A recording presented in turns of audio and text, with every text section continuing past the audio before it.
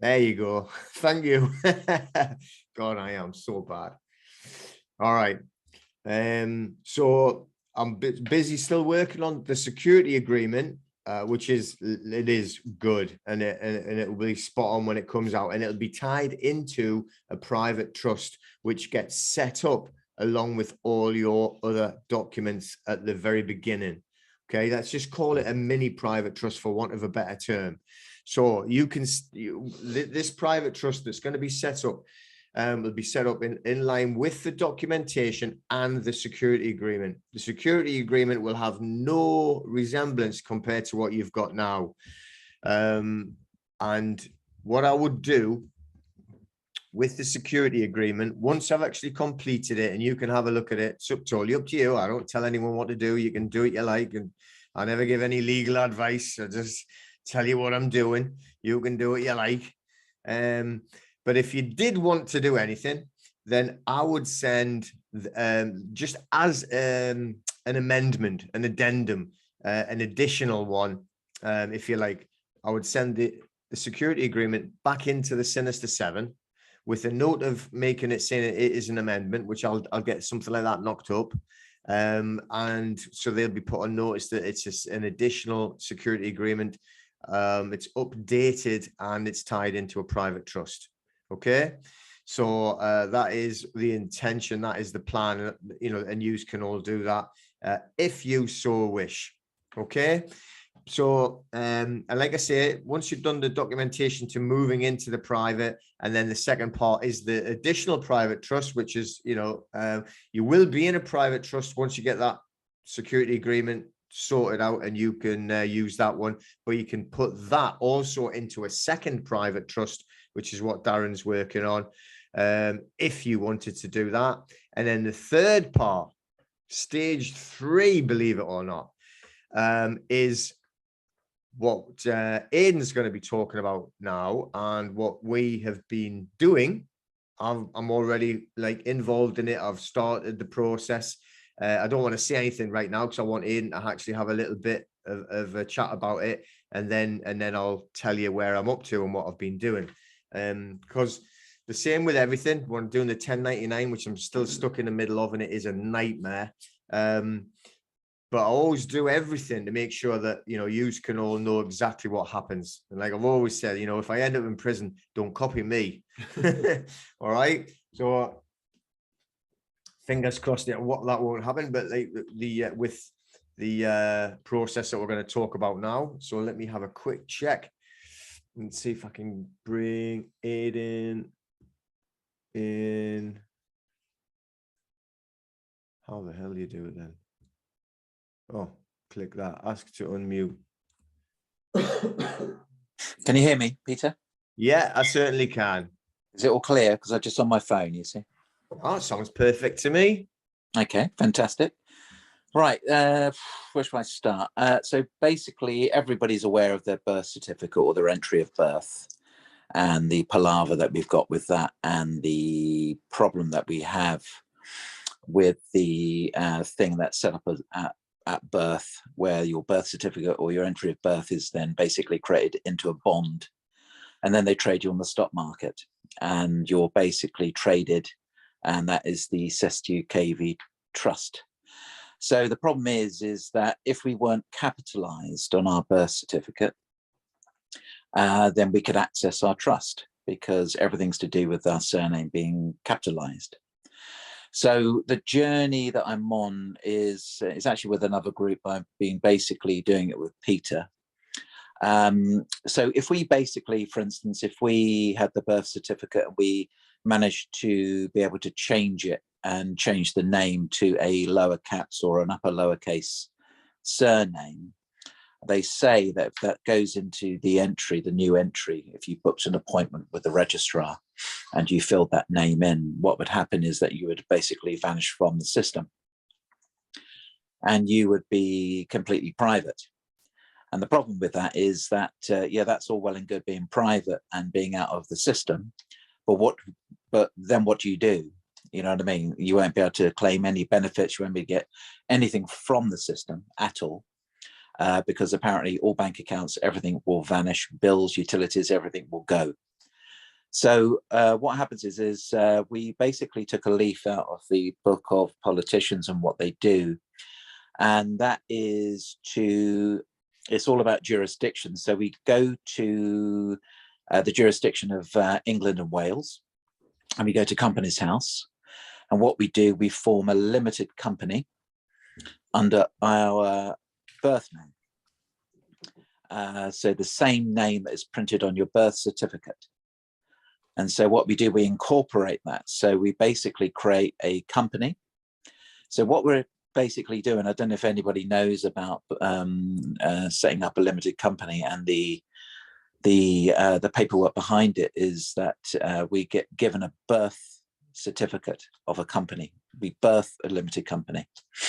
So we're basically being allowed to purchase our incorporated name, and that is our ship and harbour in the jurisdiction of England and Wales. And so we have that limited company. The limited company itself is private. And what happens then is that we still can't trade. If we've come out of the birth certificate, we can't trade at all, not unless there's a way of us dipping our toe in the water and being able to sail our ship to the United Kingdom, which is another jurisdiction. And that jurisdiction is basically is accessible when we become the director of that company. So in turn, we're actually not just creating a company, we're creating a trust. The limited company always remains private. The director is public. And so what happens then is that we basically, that gives us the capability then to actually then sail our ship and dock it in the United Kingdom and trade. And when we do this, we've got the company, and to become the director, Companies House contacts HMRC, and they produce a number, a UTR number, unique tax reference number, and they send that to you. And what happens then, that allows us then to be able to trade to actually trade within the United Kingdom and trade as a business. So when we set up our limited company at Companies House, what we want to do, we don't want to trade yet. So we want to basically produce a company. And what we do on the application form, we put in dormant, and it's a code 99999. And that's a dormant code. So the limited company is still alive, it's still breathing, and it's still accessible, as in, I mean, we can still put assets in it. If the number, the birthing number, which is the same number that you get as an account number. So the birthing certificate of your limited company is your bank account number. So if we become the director, we're still a director of a limited company. And when we get our UTR number from the Inland Revenue, that comes and we cross through our name and address. And then we basically just write dormant, date and sign it and send it back to them, recorded delivery. And that company now is set up as dormant, but we can still set up a bank account. So we can still go and set up a bank account. And the number we use, the number they give us is that account number, is the same number of our limited company. So this is basically being taken out of, it's been taken from the fact that all politicians incorporate their name. So they always buy their name and incorporate it. So we want to find out the reasons behind that. I've heard people say that as soon as they do that, they never hear from the Inland Revenue again. I don't know if this is true. I'm just going to see, and I'm waiting because I've got to file another tax return. So I've got to see if the records basically go or something happens. What does happen, which is quite mysterious, is that when we do all this process and we set all this up, we leave it a while. And if we apply for a copy of our birth certificate from the Department of Passports, Births and Deaths, whatever, there are two types of birth certificates that we can get. There's one with 10 boxes and there's one with 17 boxes. And when we look at these, normally within the birth certificate, box 10 and box 17 have a line through it. What happens when we incorporate our name and we set this up? people have experienced the line vanish. And that line is very, very important because basically it states in box 10 and box 17 that allows us to change an entry, a new name after the entry of birth, which is very, very clever. So how can we put a name in there when we still got a capitalized name and we're still recognized as a corporation? So we've got two ways about it. We can go around it with the ecclesiastical way, is where we look at if we were baptized within 12 months of birth, and we look at that baptism certificate. Sometimes they make an error and they put it in all in upper lowercase. Sometimes they put the surname in capitals. But we would keep that as evidence if it's in capitals. That's just basically a piece of evidence. But if we want to put our name in the birth certificate, we're going to have to change our name in some way. So what we do, we apply for an enrolled depot. An enrolled depot is basically something set out where we can change our name via the courts, via the Queen's Court. And we need basically a witness that have known us for 10 years, and they've got to be a homeowner, or they've got to be a civil servant, or something like that. So what we can do, we don't need to change our name as such. We can actually change the presentation of our name. So we can actually change our name to upper lowercase or lowercase. So we're just changing the presentation. So if we do an enrolled depot, it's very, very different because it's basically sealed and stamped by the Keeper of Oaths at the Queen's Court. So it becomes a very, very strong, powerful legal document. So if all that works and we can do that, I'm still working on this next step, and I was going to, chat with Peter about it, where we can actually try and do also a legal document, an affidavit of truth regarding the being the I man, me, Aidan man, and basically having an unrebutted affidavit of truth regarding our name and becoming the living, breathing man rather than the full caps name person. That we could accompany that. So all this is evidence, and we're trying to build up as much evidence as possible. And then we need to basically make an appointment with the registrar, and we need to be able to put our name, if the line is missing from box 10 and box 17, be able to put our name in one of those boxes. And then what happens then, if we did vanish from the system, it doesn't matter, but we're still a director of our company. So we're still the director. We still can basically put our foot in the water and trade within the United Kingdom. So we're not totally vanishing and living our life in a caravan and not being able to earn no money. So so this is the process. So I'm working with a few people, and everybody's at the stage now where they're working to get their enrolled depot. It's a process that takes 10 weeks. And so we've got to see if we can actually go to the registrar and actually in some way legally say the right thing to enable them to allow us to put in our name into box 10 or box 17.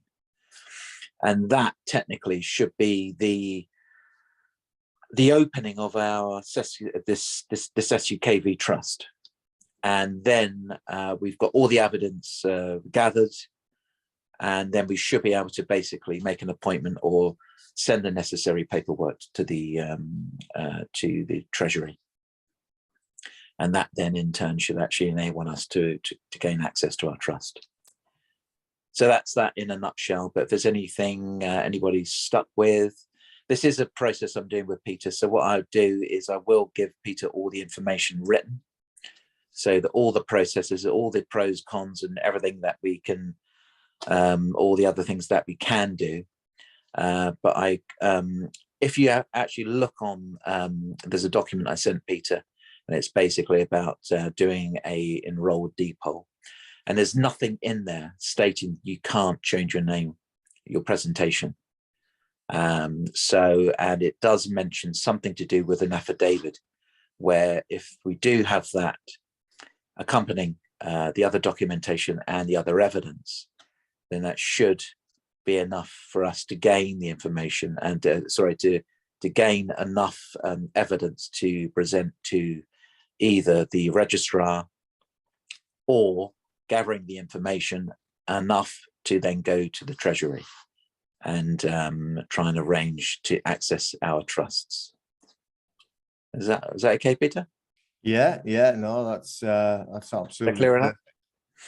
So we're just going to do another section in a second about the diplomatic passport, which again is another very interesting thing. But just you know, but what I'll do though first is just, let's see if I can bring that. Can everybody see me? Can you see my screen, everyone? Yeah. Cool. Yeah. So what I've done, just so that you know, I've been going over the process. I actually knew about this for quite some time, but didn't take any action on it because I was too busy with other things and helping everybody else. But so we went, look, let's just get started on it. So this is my scabby old birth certificate, this one. Okay, now you can see on box 10, it's got the line through it. Okay, so I've got like the older one, which has got the line through it. All right, so I need to get that so I can get that line out to put my name in. Janine's, we've done them both at the same time. Hers has got a big line all the way through it, but hers is like the different shape, the newer version. Okay, so what we've done is, all right, I have created on here, this is from Company's House. So now my company number, I have my company number, which is what we will create for the bank account. Okay, we've got that, the 8-figure number there.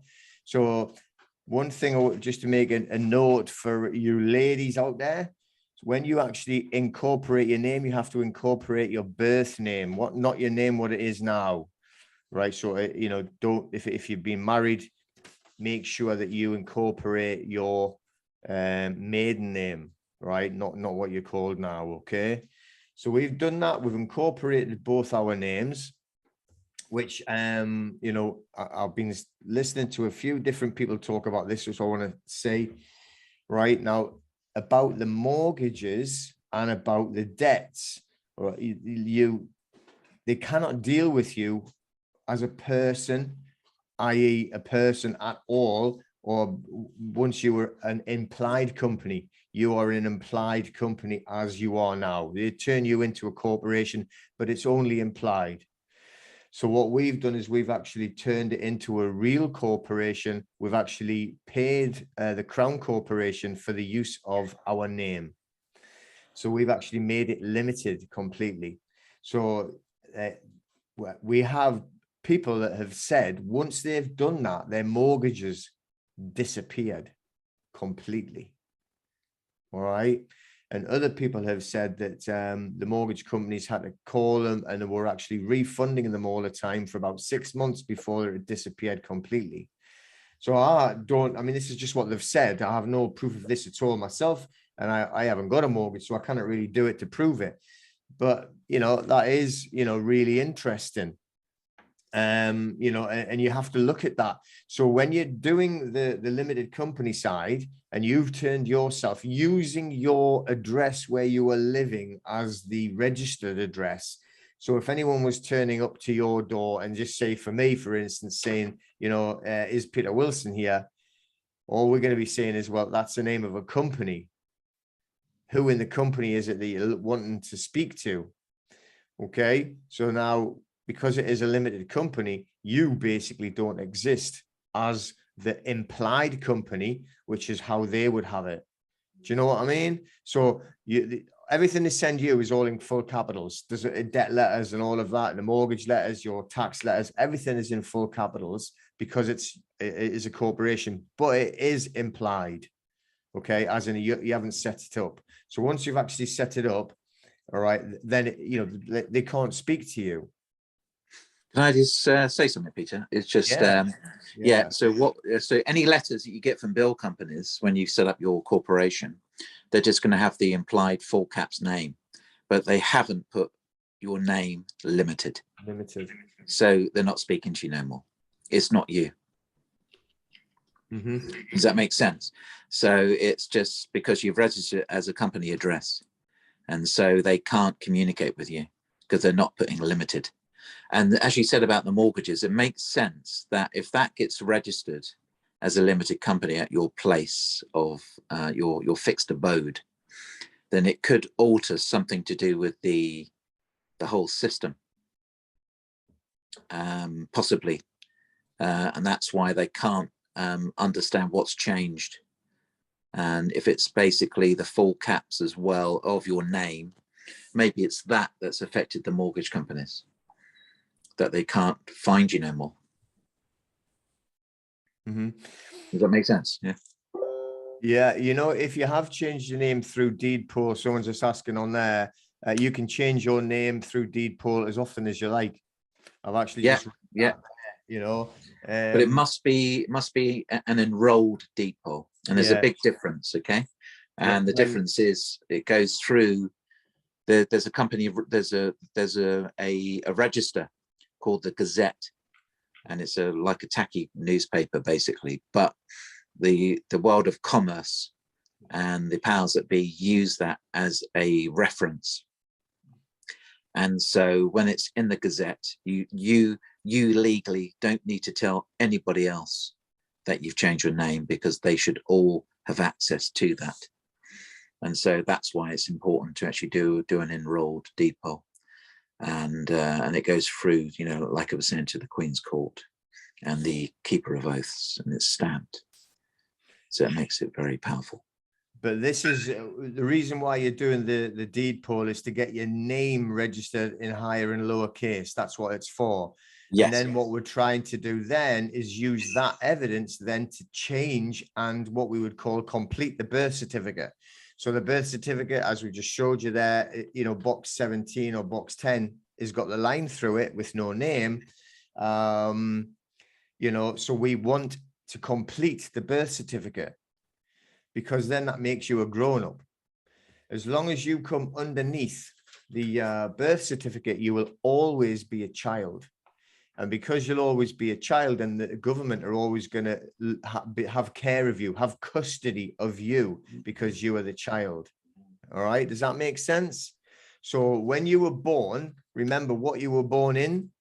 Well, most of us anyway, were born in a hospital. Okay. You were born in a hospital ward. So you were delivered through the birthing canal, right? All maritime, straight in. The docker helped to birth you through the birthing canal, right in to become a ward of court in a hospital ward. And you stay ward of court until you were 70. Okay. Unless you complete the birth certificate and then you become a grown-up. Then you actually tell them that you are not a ward of court and that you are not dead at sea, all of that stuff. And that's how you were actually getting the way it all looks. And this is what the MPs all do. So they've been given some knowledge somewhere on how to do this and why to do this. Okay, so we're basically just copying what the MPs are doing. So what I've just done as well, I have a certificate of baptism. All right, so I contacted the church where, well, I was making a few wild guesses, and eventually I did find where I was baptized.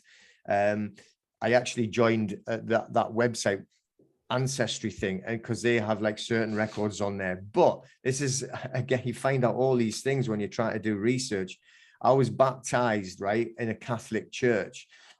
Catholics don't get registered on any national archives in England, because it's a Church of England, it's a Protestant country, and the only records that they keep on the national archives, right, is when Catholics changed, there was a special word, to become Church of England, you know, like kind of a forgiveness thing from the Holy See moving into the Church of England. All right. So this is additional proof, if you like, of my name. So as you can see it there, it's been written in higher and lower case. That is an ecclesiastical record. It's stamped and it's signed by the parish priest. So it is an official record. It's got the stamp of the actual church on. It's Colchester in the Diocese of Brentwood, I think it was.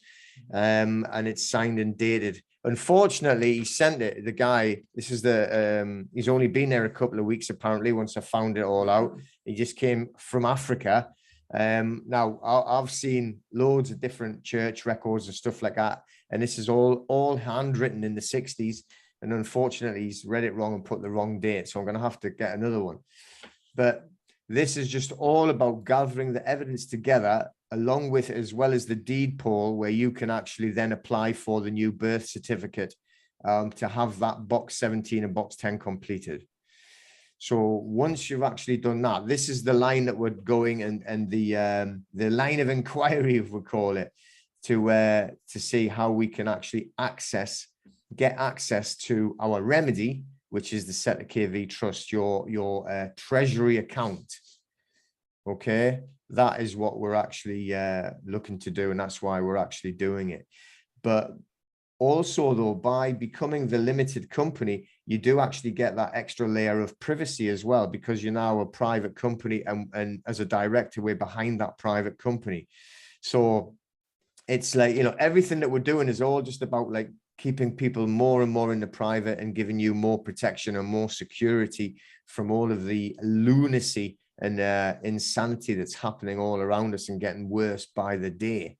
And which is what, you know, it's certainly not all about finance or about money or getting access to it, but it's definitely about protection and about looking after ourselves and not getting any clowns in costumes hammering on the door, wanting to drag us out and stick needles in us or anything crazy like that, you know. Oh, got the wrong bottle. Okay, so hang on. Now, if you haven't been christened or baptized, like I say, we're going to do, you should be doing the deed poll anyway, so that, you know, you're actually getting that proof of the higher and lowercase name.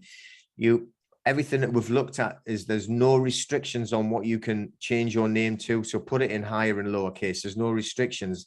If you've already changed your name by deed poll, you can change it every week if you want to pay for it. But it's an enrolled deed poll.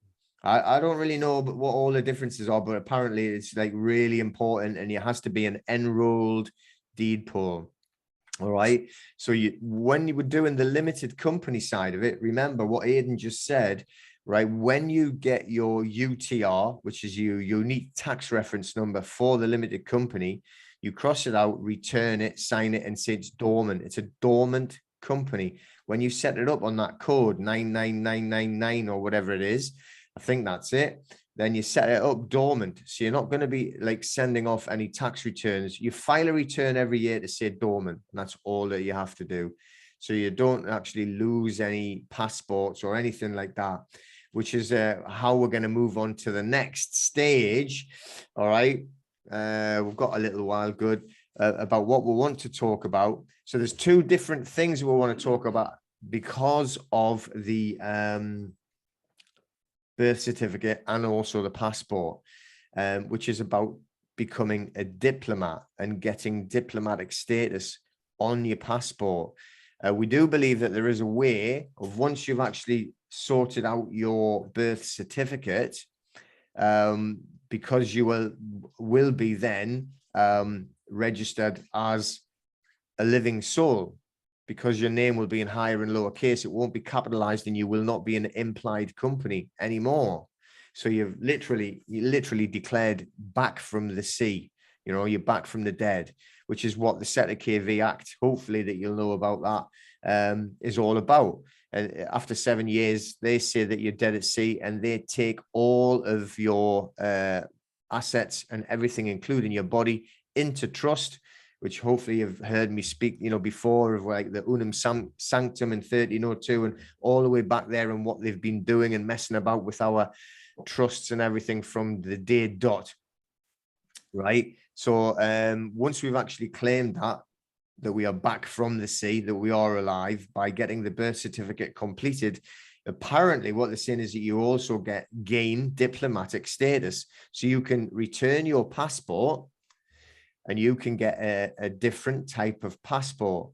So if you have a passport and you look at your passport, just above where the photograph is on, and you got your name and everything, and it's all capitalized, just above it, it tells you your type. And all of you, if you go and check, it'll have a type P, all right, which stands for plebeian, all right, which is a peasant. That's how they see us, as just, we're all plebs to them, right? So the other can't say that. The other passports that you get are a type A and a type D. Type A being for aristocrat. Aristocrat. I've seen that film. It's a good film, though. All right. An aristocrat. Okay. Which we're not actually going to ever be, are we? Or a D, which stands for diplomat. So we need to get it changed to diplomat. So you can get it changed as what we've been told. And we're going to be just going through this. So you can keep an eye and we'll tell you everything that happens to us. Even like if we get thrown in jail, we'll let you know. Hopefully not, but it goes the page above, where it's got like your type P for us plebs, is your observation page. Now apparently that's where they change your observation page to make it a diplomatic passport. So you can even you keep your own one, you just get that page changed, and then the next passport that you apply for, you will apply for a diplomatic status. However, we do have another way where you can actually do this right now, right, without doing all of this that we're going through, which you need to do, anyway. But if we need protection now, is to get diplomatic status right now. So then it protects you from all of the lunacy that we're living in. So again, I'll let Aidan explain what he has found and what he's been sharing with us. Go on then. Yeah. So just to clarify, it's something that runs alongside your passport or runs alongside your identity. It's a diplomat who provides a passport for 3.5 years. I think it's 36 months. And why he's providing these for people, he's actually been given the go-ahead to be able to send these to people, because he's basically on our side. He's very, very much against all the Illuminati and all that stuff. So what it does, it's like, if you've got this passport, what he's done, this guy, he's notified every single department known to man in the world, telling them that this is being produced. And what it does, when you look at the rights of a diplomat, they can never ever participate in any recreational drugs. They can't participate in any untested drugs. They can never be jabbed. They can never ever be masked, locked down, or prevented from working or traveling. So what it does, it gives us that capability. So we actually take that with us. And I know 2 people now who have traveled with it unimpeded, and they've gone to Mexico, and somebody went and did a round trip to Poland, and they basically weren't stopped at all. They looked at it, they did a scan, because it comes with basically a barcode, and it's registered now with every single government. We still got to take our passport with us, but this enables us to never ever be stopped to go shopping, doing anything like that. Even if we're in lockdown, they cannot stop us and prevent us from working. And what happens is, this guy has a whole legal team behind him. So any trouble you do get, you basically take their name, address, and his company will immediately put them on notice, and they will be up for, and he is a serious person, guy who would take them to court, and his legal team would take them to court. He's actually fined somebody. It was an airline Apparently somebody was flying back and they were forced to wear a mask. He showed them the document and they basically were getting very, very panicky. And he came out with damages of £16,000 apparently. And that's what that guy got for him because he was forced to wear it.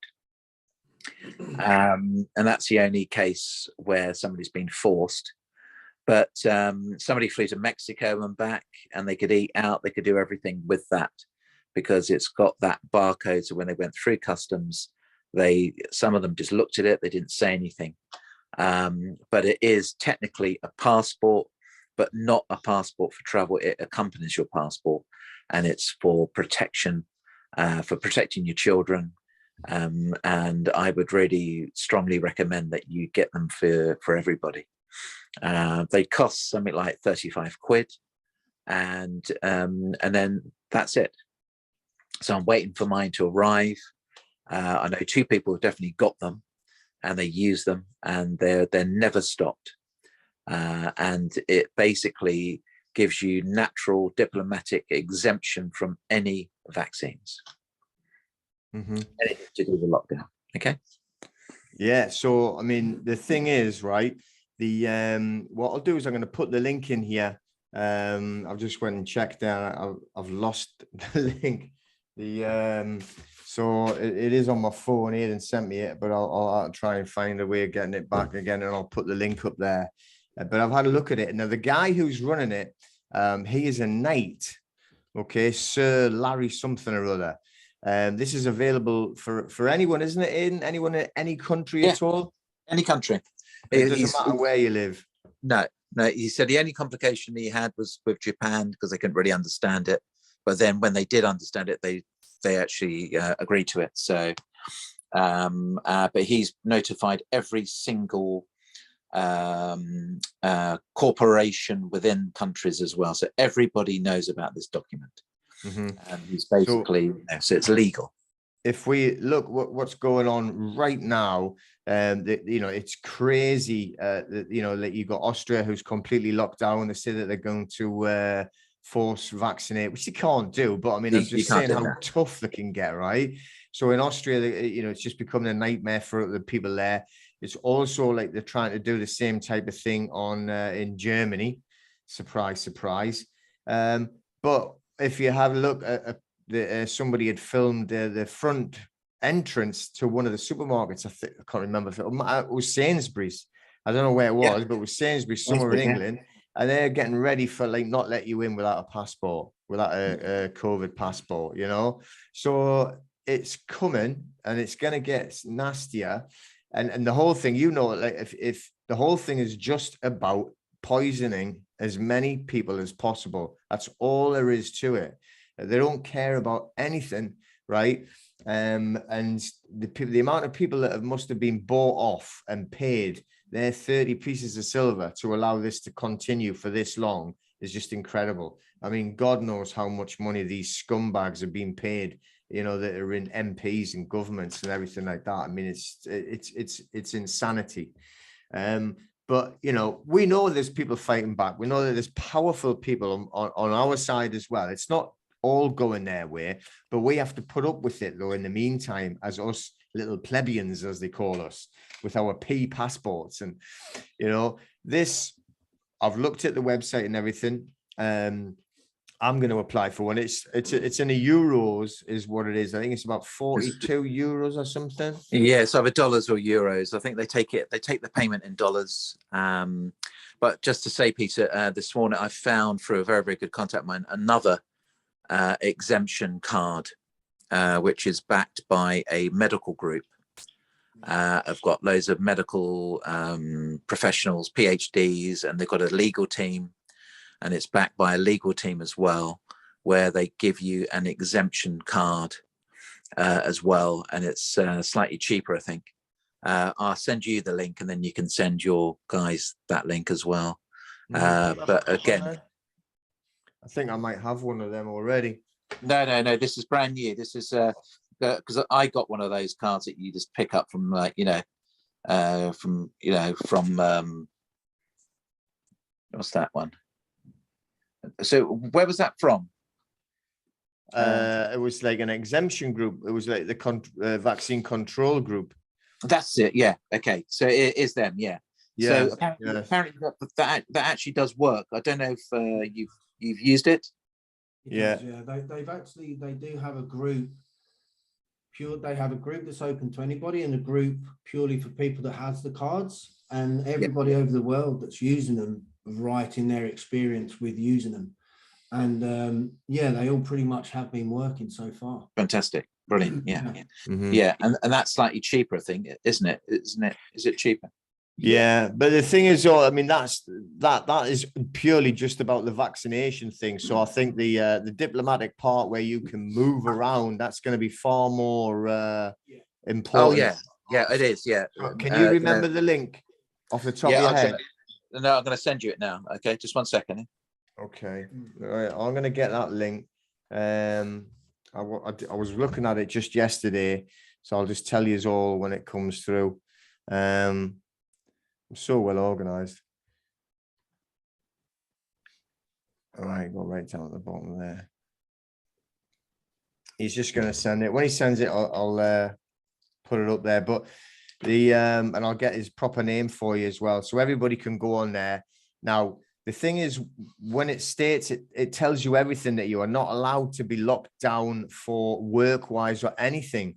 So, for instance, I mean, what's really interesting for me is like my lease is just to be renewed next week at the gym. And it's like, I'm thinking, well, you know, if they're going to lock it down again and got to send the clowns in again, you know, and fair enough, I don't mind fighting them. I got them to, you know, bugger off last time. But, you know, it makes it difficult for the people that are coming training because they get scared, you know. So it states there you cannot be stopped from working. So if I had one of those passports, it isn't just about traveling, right? But I could just show them that if they came around again, you know, trying to actually close down the gym, and that says there I have diplomatic status and that they're not allowed to stop me doing anything at all. So for yourselves, right, obviously, even if it was just to get on the bus to go shopping, or even to walk into a shop and not get the hassle that they're trying to give everybody now, and anything and everything else, you know, think about work. Now, obviously, there's we had Sharon on like last time that we were talking, who is I think she's in permanent suspension now because she wouldn't get the job for work, and then the people that aren't in the group that I've been working with around like the country and also abroad, like in Canada and Australia, and they're all lost now. They've been kicked out. They actually had doormen on the door, right, to stop them walking into an old people's home for work. I just sent that link out, Peter. So it's on the messages there. Where is it? It's on the messages. So I've just sent out a message with the link on there. It's www.worldalliances.com. Newworldalliances.com. Alliances with an S. Yeah, just 1 second. Let's have a quick look. Should be there. So I just put it in chat. Yeah. So it's www.newworldalliances.com. Yeah. Oh no, I've just sent it to Dinebar, I think. Sorry, well, he Dinebar. can have a look at it. He can tell where. Yeah, it is. It's www.newworldalliances.com. Yeah, and if you just his name is Larry Swart. Swart,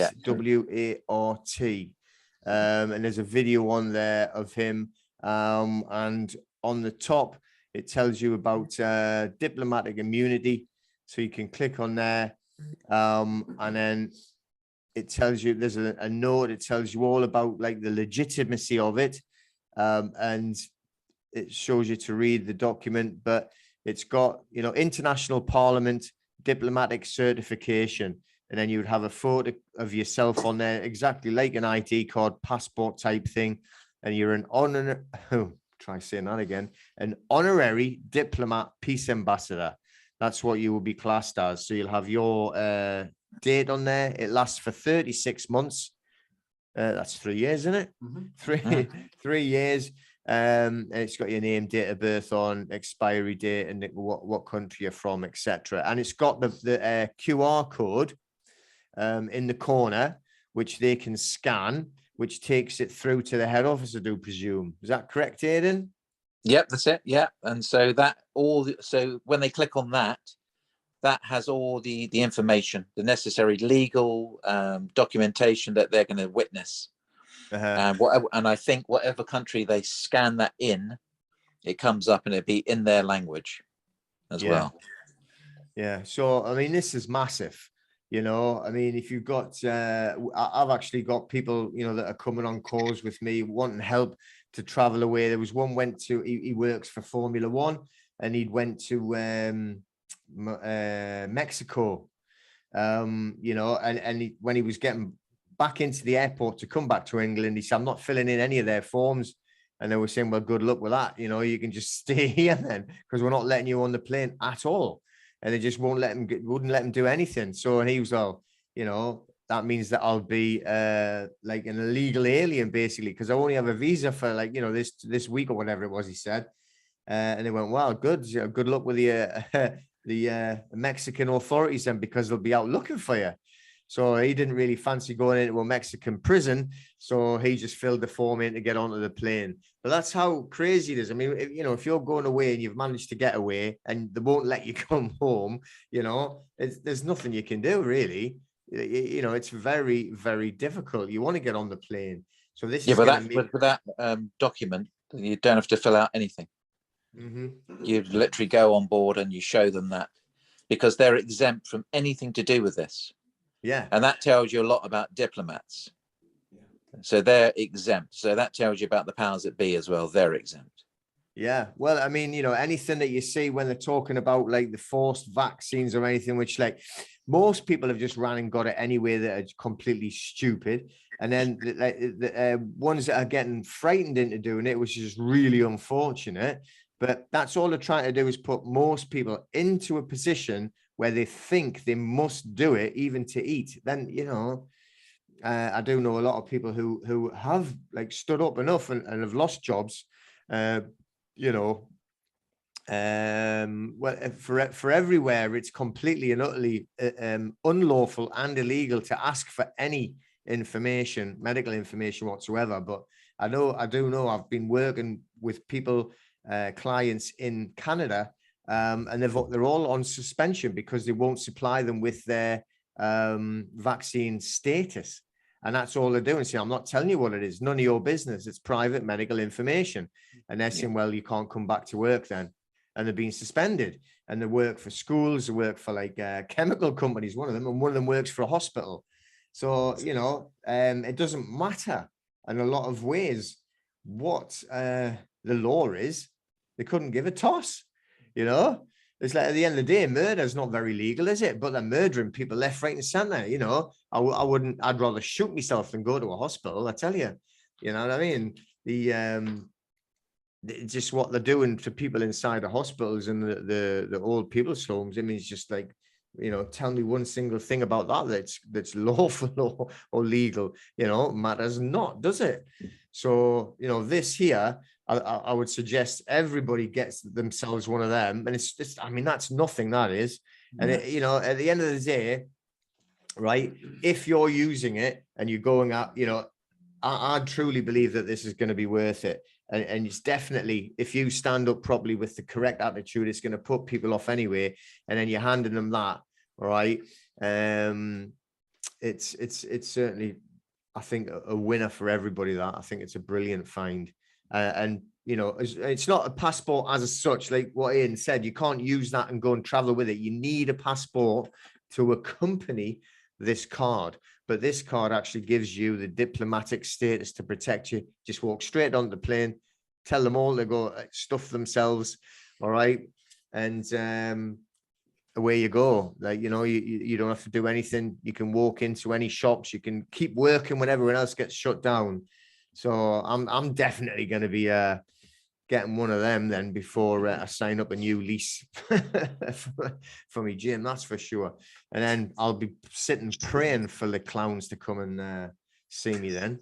Peter, I've got a feeling that that document, when you're actually within your premises of work, I think it covers all the people that are in your premises as well. Wow, that's brilliant. Because they, what I mean? Because they're coming to you, especially if you've got a club, a private members club, then they Private can't. Members Association. Association, yeah. Yeah, so whatever, everyone, we're in the private and you want to keep your business in the private, you have a private members association. And it doesn't matter what you do. You could be giving people like, like doing the nails.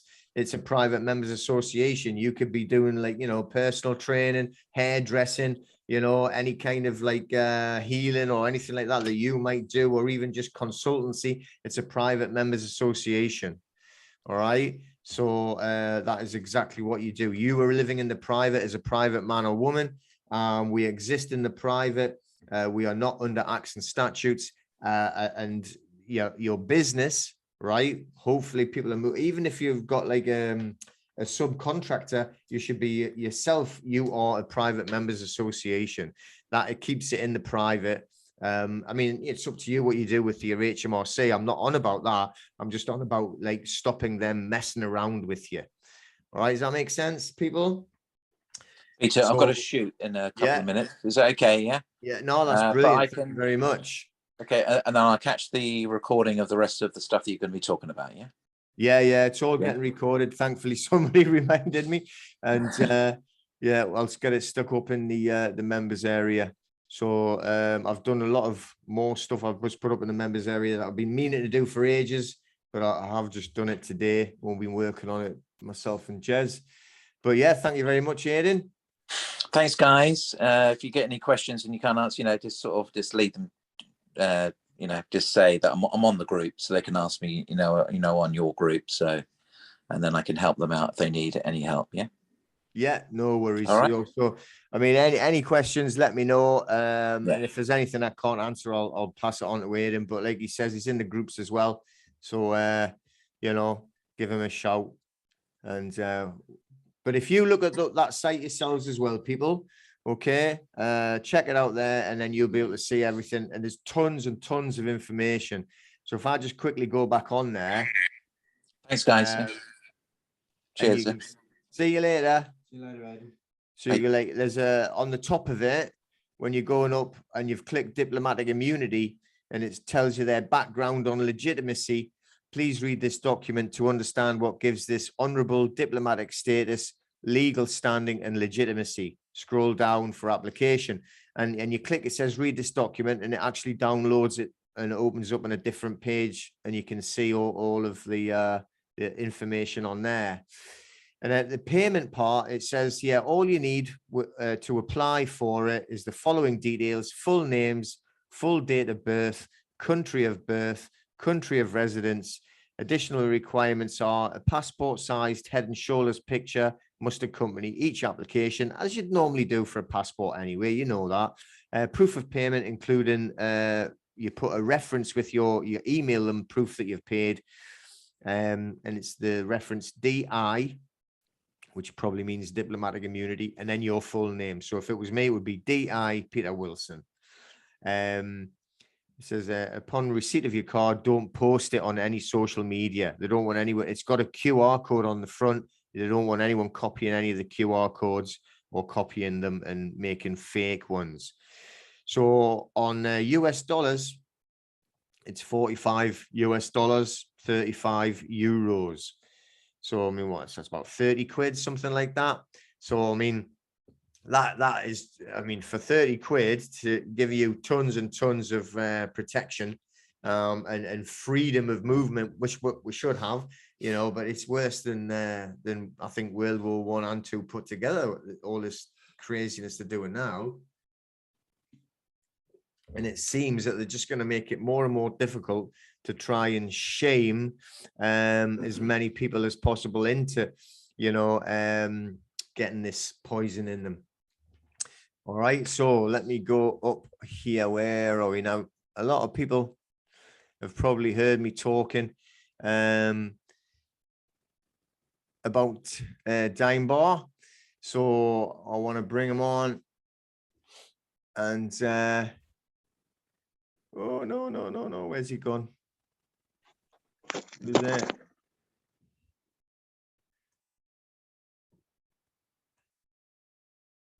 There. It was on before. Is it muted or not? Is it?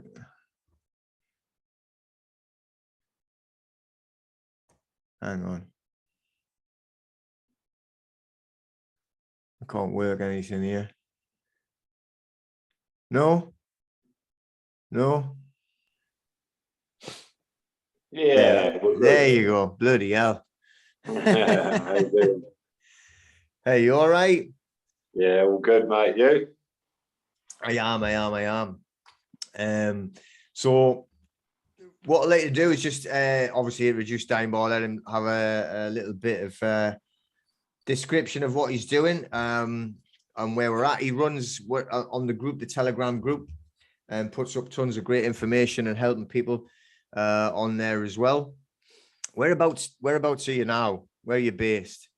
Like between Valencia and Alicante, sort of like 30 miles from Benidorm, Oh, but in the mountains. Like, so I can see it, but not too close, you know. Yeah. Right. So the what's the weather like there now then? Because we used to be down the south, like in near Marbella and Gibraltar. Thank God not there now.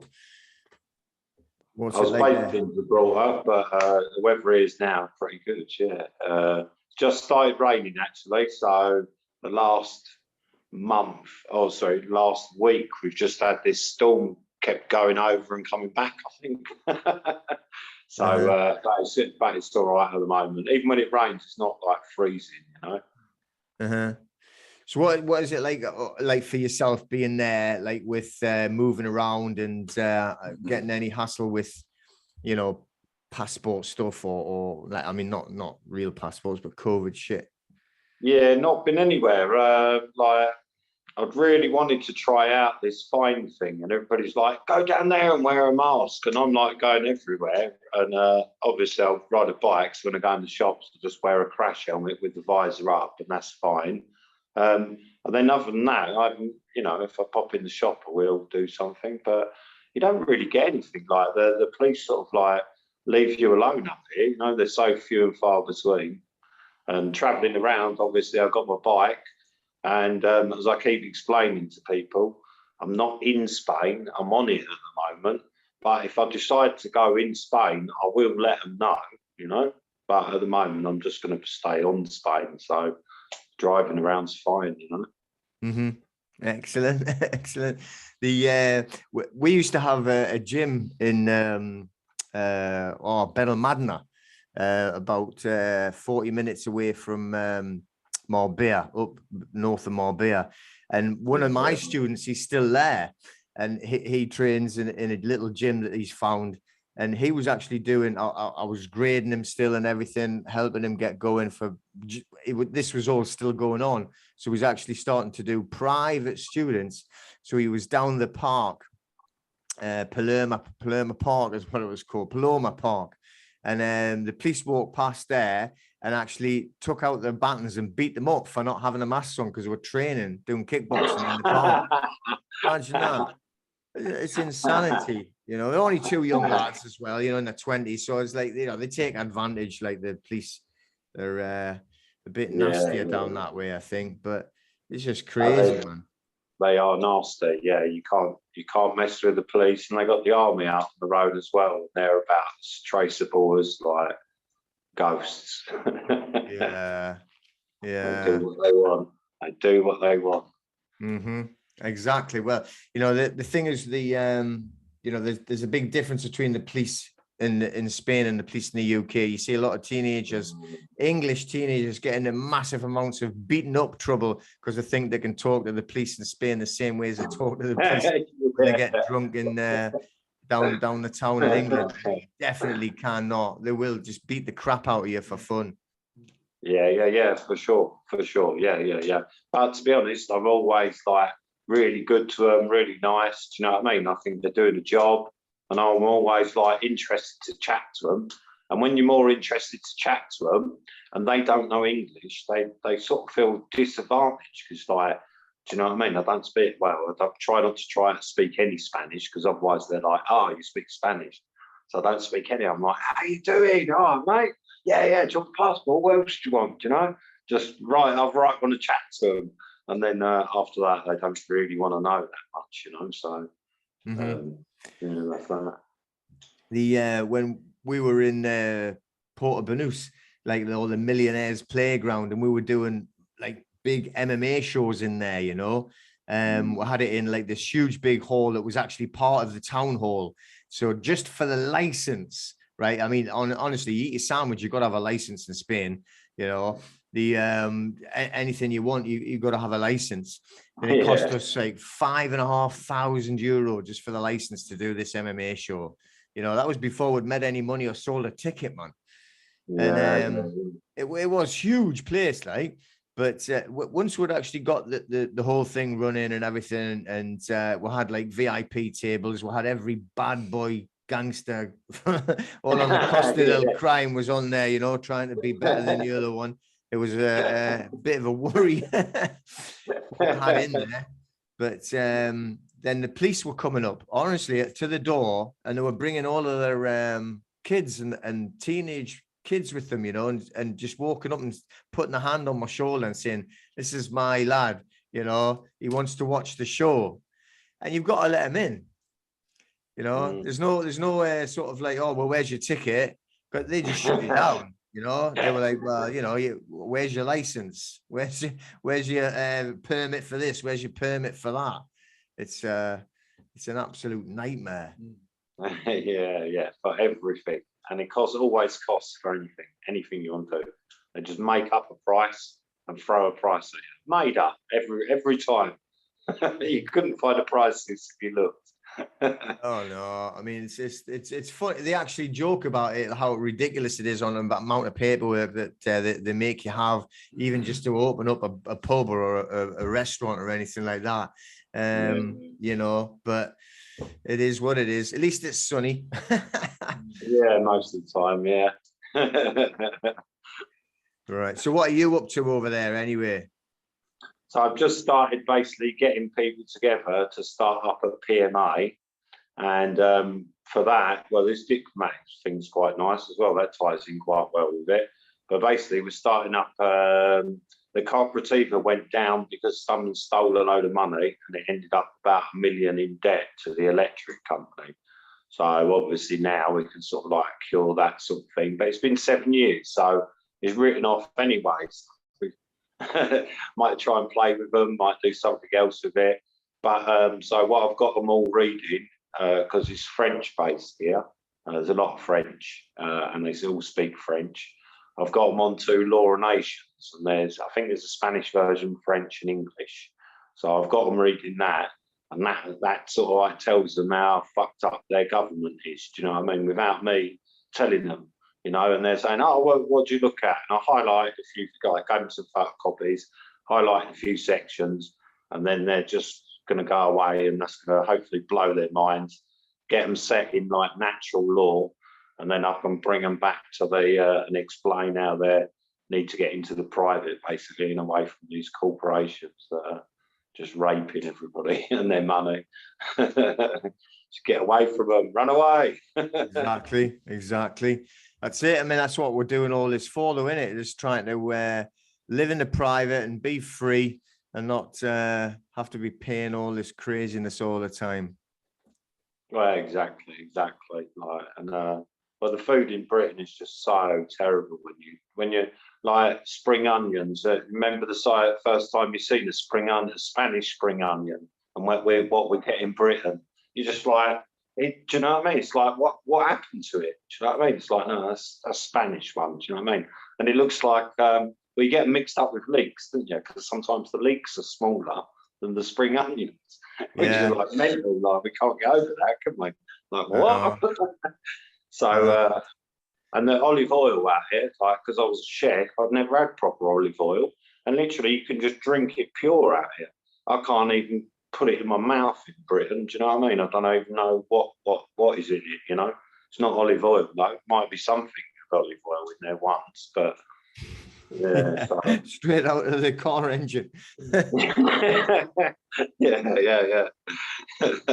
No, it's true. I mean, the thing is with all of the food, it's just absolutely ridiculously poisoned for everybody, you know. And all this GMO stuff. We actually used to live in the middle of nowhere. We didn't even have a road or any streetlights or anything. It was just fields everywhere, and it was like little farms, just like, let's call them small holdings, really, not farms, you know. And but everything that you see, like in the supermarkets, it was really strange because all of the food that we were getting in the supermarkets in Spain, right, were from Holland and stuff like that.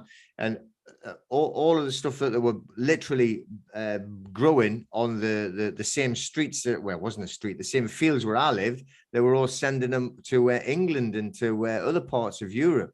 If you think about it, like, it's all insanity. You know, Yeah. to send food, right? They're growing it on the doorstep and sending it hundreds of miles away, thousands of miles away. What is that for? Yeah, makes no sense. No, it doesn't at all. It's just all a scam. Everything that you look at is a scam. You know, the whole thing is just craziness. It is. It's good waking up Spanish though, because to be honest, like I was on the Warwick Halls, I'm off that now. But like waking up all the people, I've noticed Europeans and Spanish are really quick to wake up, because I just go through status: God, man, government, public servant, slave. Which one are you?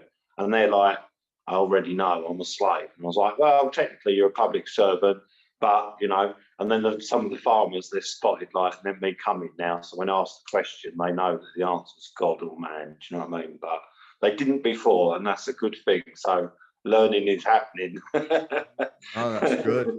That's good. So it's just trying to like wake up more and more people all the time. That's what it's all about. And lift up sort of like the consciousness of the planet, really. And that's the only way where we're actually gonna defeat them in the end. It has to be, and actually lift up the vibration of the planet itself, you know, of Mother Gaia. Just like to build up, you know, the understanding and the love for everyone. That's all. Yeah, exactly. Yeah. They've got it because they've got a real good tight-knit family system. Do you know what I mean? So they'll always listen to the opinion of one of the family members eventually. Even if they're arguing for ages, they'll always hear that opinion eventually. And even now in my village, you know, like Spain, known for really healthy people, didn't have anybody die during the COVID thing. And now there's people are saying, oh, there's been lots of death. Oh, she died unexpectedly, you know, and things like that. And they're like, double jabbed. Oh, yeah. So she was safe. Yeah, right. Yeah, You know? yeah. Doubly safe. Double safe, yeah. But if you look at Gibraltar, I mean, I was probably about an hour away from Gibraltar, but I actually moved there and lived there in 1985. I went there and I was working there, building a new road that was connecting the port. These just had bridges, like, you know, I don't know if anyone's ever been there. It's just literally a great big lump of rock in the middle of nowhere. And and it is, you know, and you talk about DUMBs or underground military bases. That's got to be one of the biggest in Europe. Everything is underground. They've been digging there. That big rock that you see, right? It's a surprise it doesn't crumble because it's virtually hollow. You know, we've been through there for miles and miles and miles. Because I was there in the Royal Navy as well. You know, so you get in through the dockyard, go into the tunnels. You know, probably take you out to Africa. You know, it's incredible. But I was actually a tunnel tour guide in the Gibraltar tunnels. I've done the World War II tunnels, and I've done the civilian ones in about 89 or 90 or something like that. But yeah, extensive, unbelievable, like, and the stuff you can see and the stuff you can't see, and where like I had maps. So I had maps where like there were gates and there's nothing on the map. Do you know what I mean? Mm-hmm. And they said there's 26 miles like inside, 24 miles outside. But then I got to some places and I'm like, this isn't on the map. And they're like, oh no, that goes down to the submarine room, sort of, basically, you know.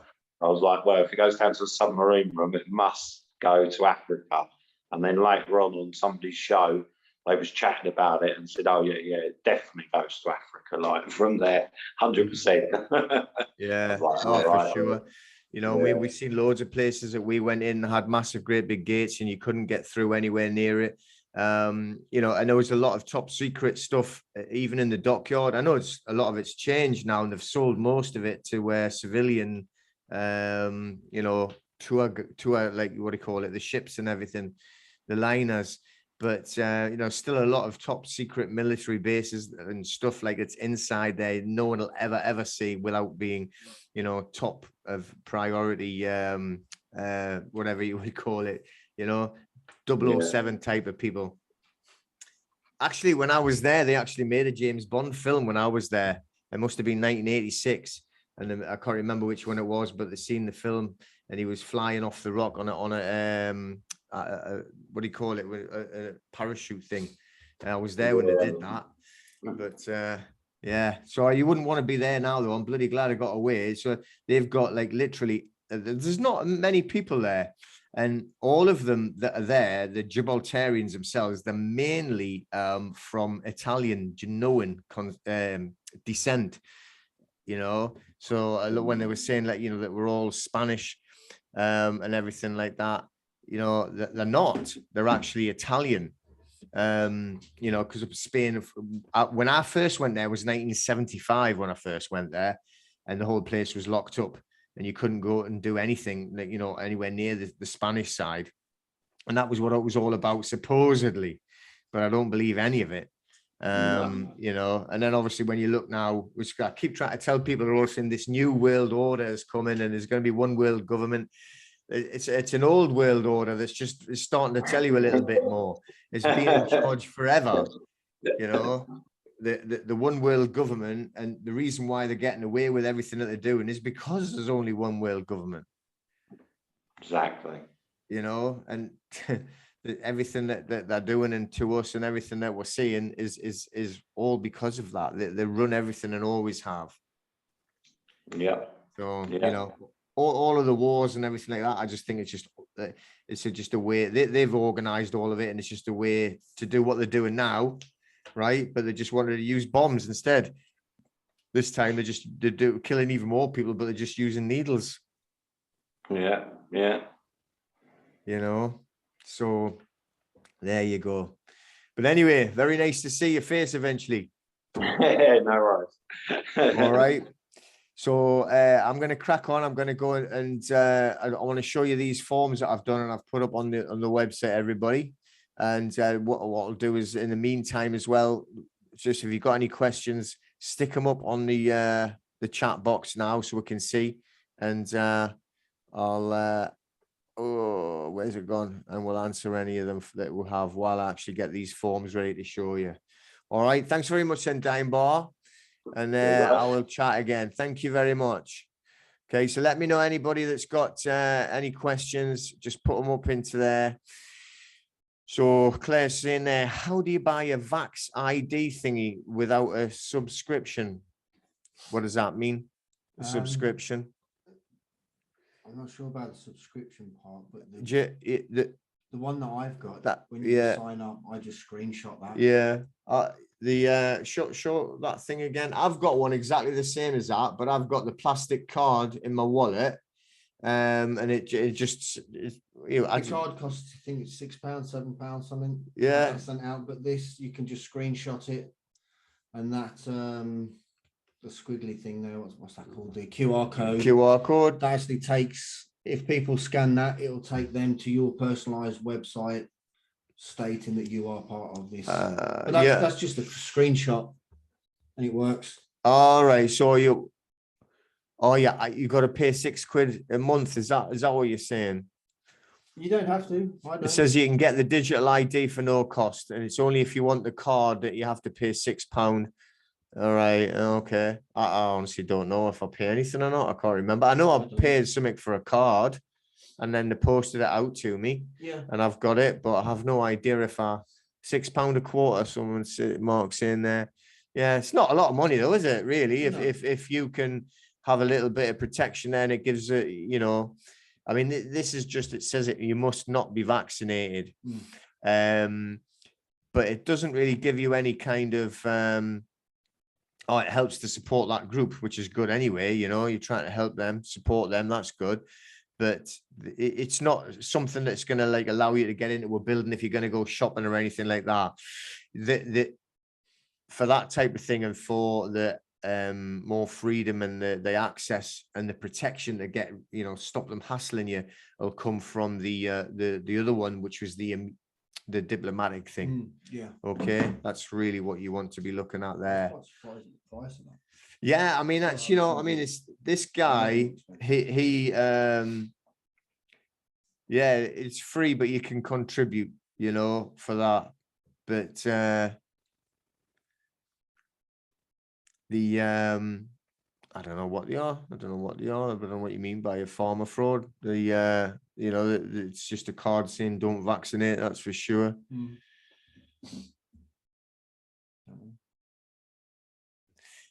For the QR code for the diplomatic immunity thing, I mean, what I'll do is when I'm finished with this chat, right, I'll put links in and everything for that. Well, there's a link there for the Vax Control Group, but the other one for the diplomatic, it's called www.newworldalliances. That's plural, alliances with an S on the end, .com. And then they've got all of the information on there, how to apply for it and everything like that. Okay, so let me just have a quick look what I've got to do here. Now, we have got, I've been doing, putting forms up onto the website on the membership area. Now, I had said I was going to do it ages ago, and it was just like trying to get everything done all at the same time. Let me have a look to see. So we've got first DSR, notice of prosecution, second one, and also your letter before action. Okay, right, so I'll come back into here. So what we're going to do is I'm just going to show you these forms now. The what it is like, these are for you to use it if you want to do all of your own sort of like debt stuff or anything like that. So these if you go onto your membership site and you go onto the commercial lien side, it starts off with these debt notices and everything, and how you actually go, you know, because they're breaking the law, obviously, as soon as they start talking to you from a debt collection agency. But these letters here, these are the ones that we use when we smash people's debts. So I've added them into the site now, and I've put them under, actually, I don't know what I've put them under, but I was going to put them under commercial lien, but I changed my mind. Oh, I've got it under, it's lesson number 7, debt smash paperwork. It's what it's called. Lesson number 7, debt smash paperwork. Okay, so that's what it's called. It's on there, and the notices are on there. These are far more powerful than the other ones. So just so you know, just for instance, and we've actually cleared now. No, I haven't posted I did actually have a photograph of the promissory note, and I put it up there, but there were, what I have to do is I have to have it so that it's you have to edit it. I don't know how to say. You have to be able to edit it yourself, right? So or the I might just take sort of like images of it and then put that up so that you can actually design it yourself. Yeah, so he's got one. Look, see, I sent one. Do you want to show them that on there? I can share this with you. Yeah, so that's the actual promissory note, One that you can edit, you know, and you can edit that one. So we'll get that added up onto the site. Yeah. And then there's also the bit where you can actually put it, obviously you cut this out and you've got to glue it to the back of the payment slip. So back to the smash a debt dot thing, like the we've been doing these forms there. We've cleared well over $250,000 in people's debts. So, and one guy was 200 and odd thousand, and we just wiped it off. it will be on claimthestrawman.com. Yeah, it's on that the members site. It, you know, that promissory note will be going up on there, but all these forms are talking about there are up there now. So they're a lot stronger than what the other forms were that were on from the what do you call it? Hang on the commercial lien side. So first, I think I've actually read one to you before, but I'm going to go through them in order so it makes sense. All right. So what I'm going to do is I'm just going to share the screen, which is that one there. Okay. So this one here, this is look, I've even changed the name. Look, it's Fred Jones and Jimmy Smith now. How's about that? The so I've had to go through all of these very carefully because apparently I had made one out to something like Robin Scumbag, and I didn't change it. So the guy was he was getting a bit irate at me because I put that. But how do you get this to go up and down? Bloody hell! How though? Try your fingers too. Oh, there you go. There you go. All right. So this one here, this is the first, this is the DSAW. Okay. So obviously it's just made up on there, like the numbers and everything, but I'm blinking heck. All right. So this does actually state though that about the actual contract and also why it's like not lawful and how they actually are breaking the law. So this is the first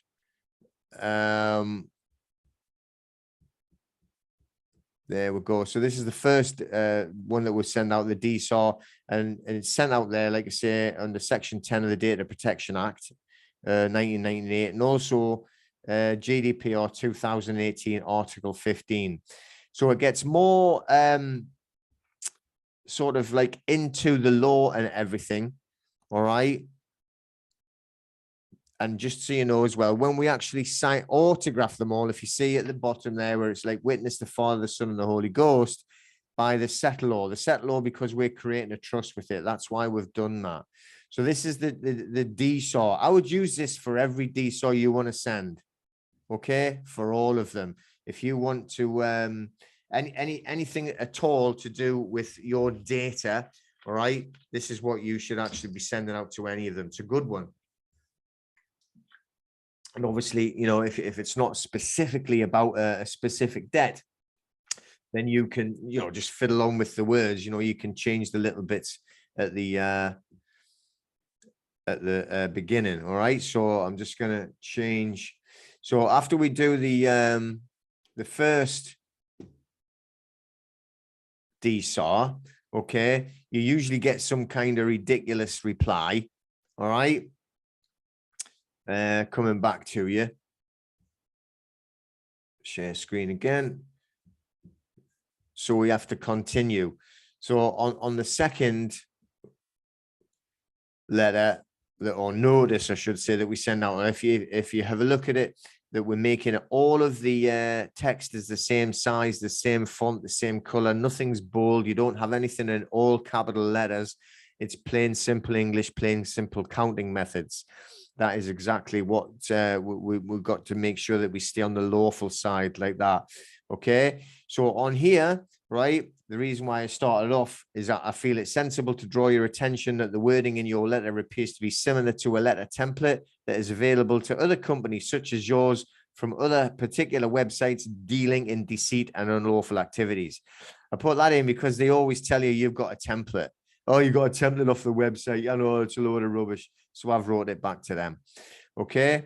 So this again, this is telling them that we're looking under CPR rulings 31-11. So, you know, and we're telling them that they're not going to have any messing around with it. So when we look to here and we've got our numbers there, 1, 2, 3, they cannot produce any deed of assignment. Now, I'll just tell you a few things that are happening now. If you're dealing with any debt companies, either doing it yourself or you know, or you got someone else to do it for you. What they do a lot of the times is they tell you that we don't need a deed of assignment because we haven't bought the debt. Okay, they're trying to say it quite a lot now. Oh, we didn't buy the debt. I mean, we know they didn't buy the debt. What they do is they buy your details, right? And that's why they don't have a deed of assignment. But now they're trying to say, we haven't bought the debt. We are just an agency working for the company, you know, which is, even if that was true, which it's not true, it doesn't matter because they haven't got a contract. So if they haven't got a contract, then they shouldn't be speaking to you, full stop. That's all there is to it. Okay. Is it going up again? No. My God, I'm useless at this. Okay. So this is what we're doing here. There's two more documents if you read it there. So in addition to the deed of assignment, I demand the previously sent notice of assignment pertain, because what they say is they have to send you a notice of assignment, the other company, all right, pertaining specifically to this claim, and the special delivery number that went with your client's alleged notice of assignment. That's, you know, say for instance, you haven't paid your credit card, then the credit card company have to give a notice of assignment to you and to the new owner of the debt, which they never ever do because it's far too complicated. So they just sell the actual details of you, and then they write off your debt. They write it off. Okay. So this is the second debt notice, which gets a little bit more complicated. So this is this here. If you look at the terms and conditions, starting with number 1, this is a self-perpetuating contract. This puts them in a contract if they want to continue the claim. All right. So look, I'm drinking water. See, it's too early for beer. Everyone think I drink nothing but beer. Look, fizzy water. I'll have a beer later.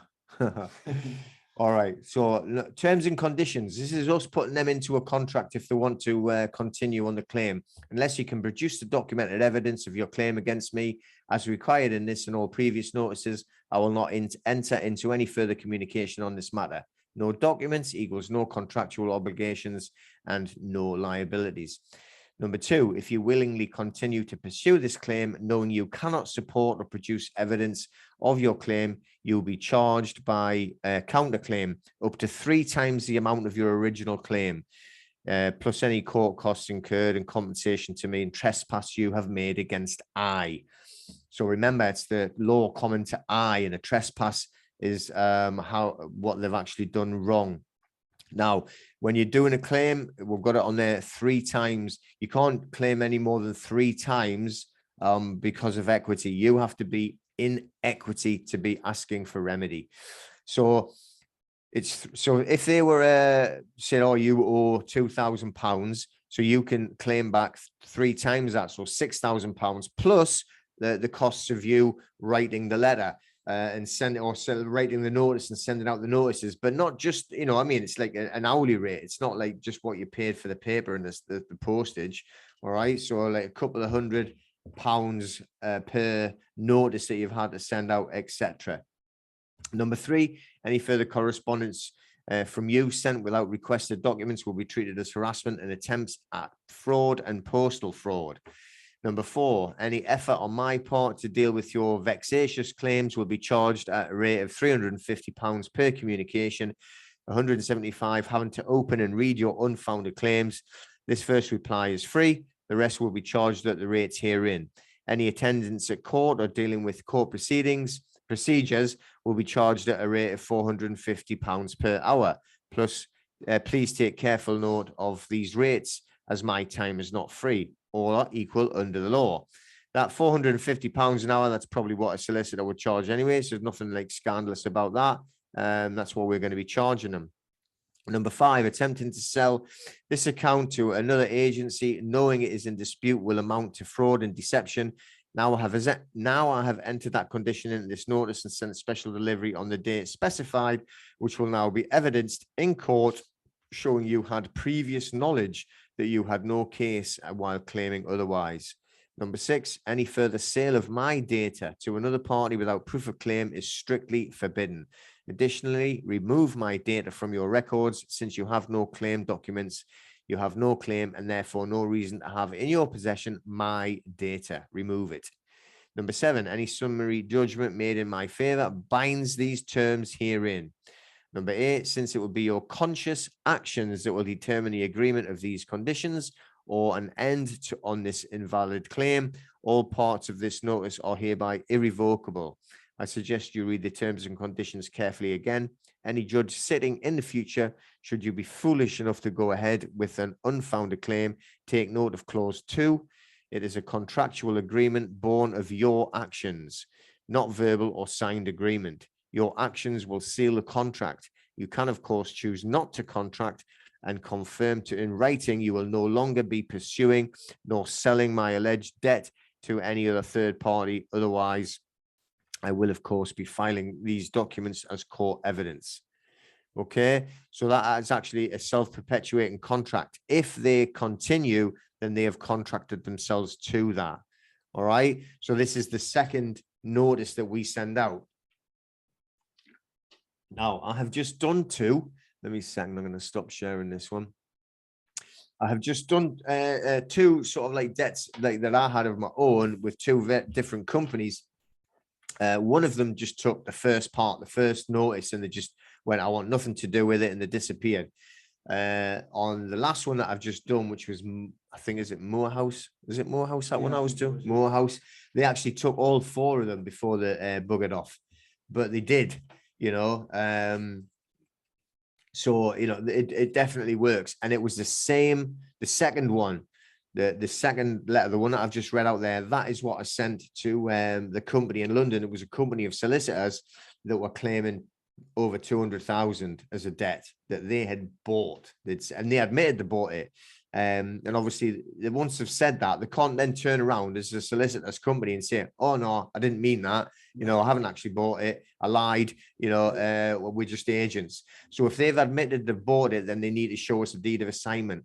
If they know that you need a deed of assignment as well as a contract, and it has to be a signed contract between you and them. So it's once so the proof of that is it works. Okay, so I'll go on to the next one, which we have, which is called a letter before action. All right, so I'm going to share the screen again. So on the letter before action, all right, so it starts off a little bit differently. Time-sensitive document, estoppel conditions apply, notice to agent, blah, blah, blah. Notice of final default and estoppel. This is a private notice in default in dishonor. Permission to share data is revoked with just cause and without vexation. And what that means, that little bit of fancy stuff means he who avers or claims must prove. That is, what do you call it, of law? Maxim of law. Failure to validate your claim contrary to Property Act 1925 on the subject of the deed of assignment. The Supreme Court has ruled that the debtor has a right to see the deed of assignment with the sensitive information blocked out. The reason why we've put that in is what they always tell you, that they can't show you the deed of assignment because it's got sensitive information on, right, and other people's names and addresses.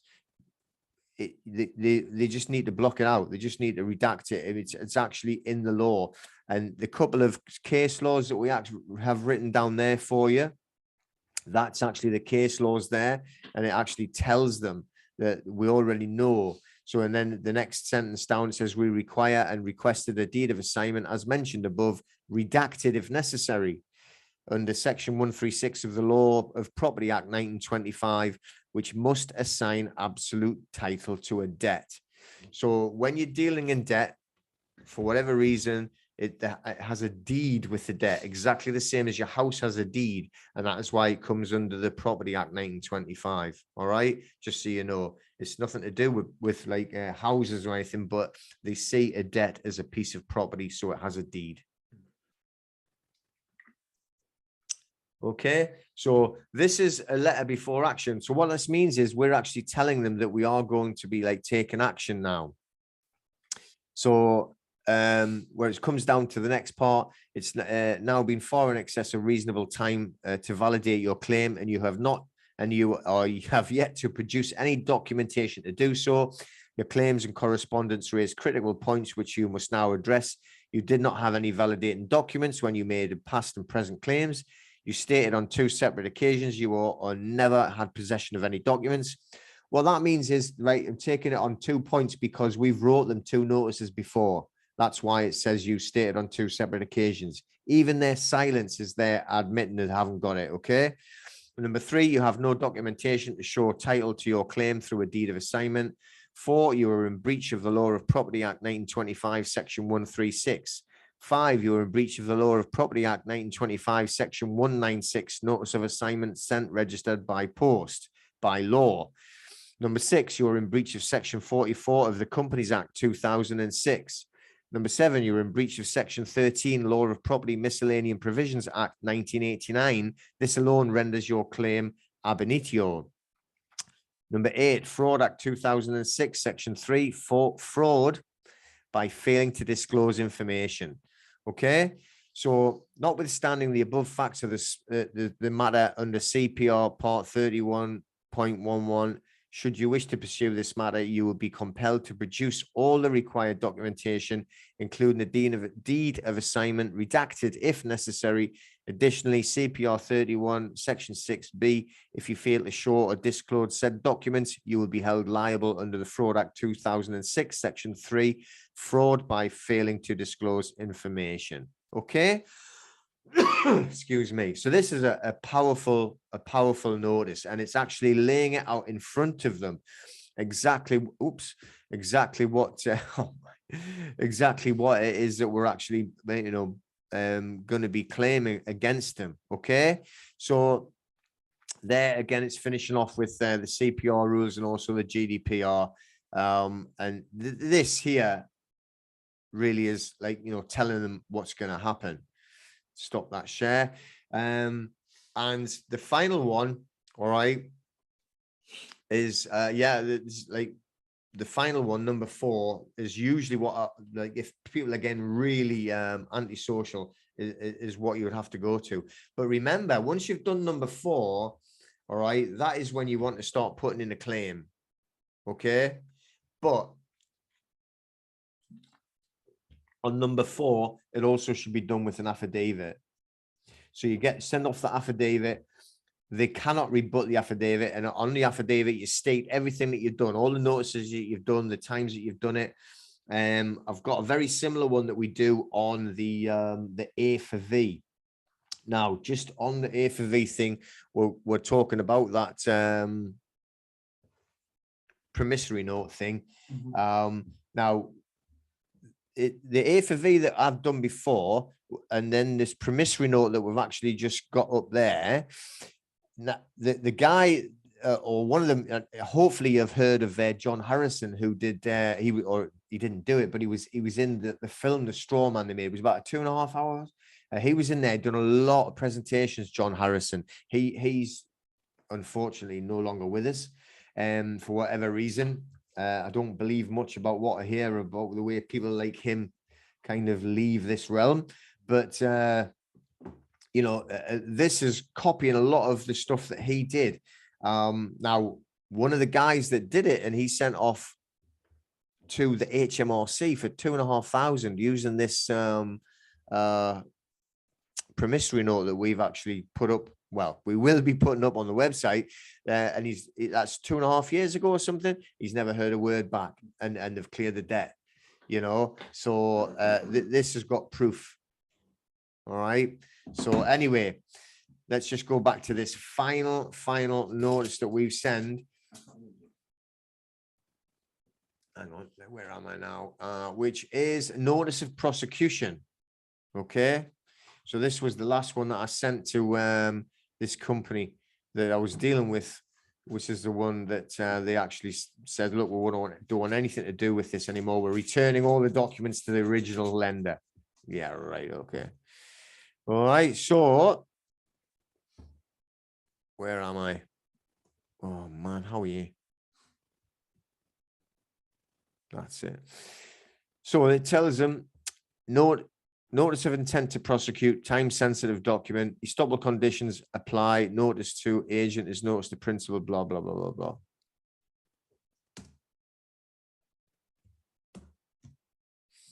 Okay.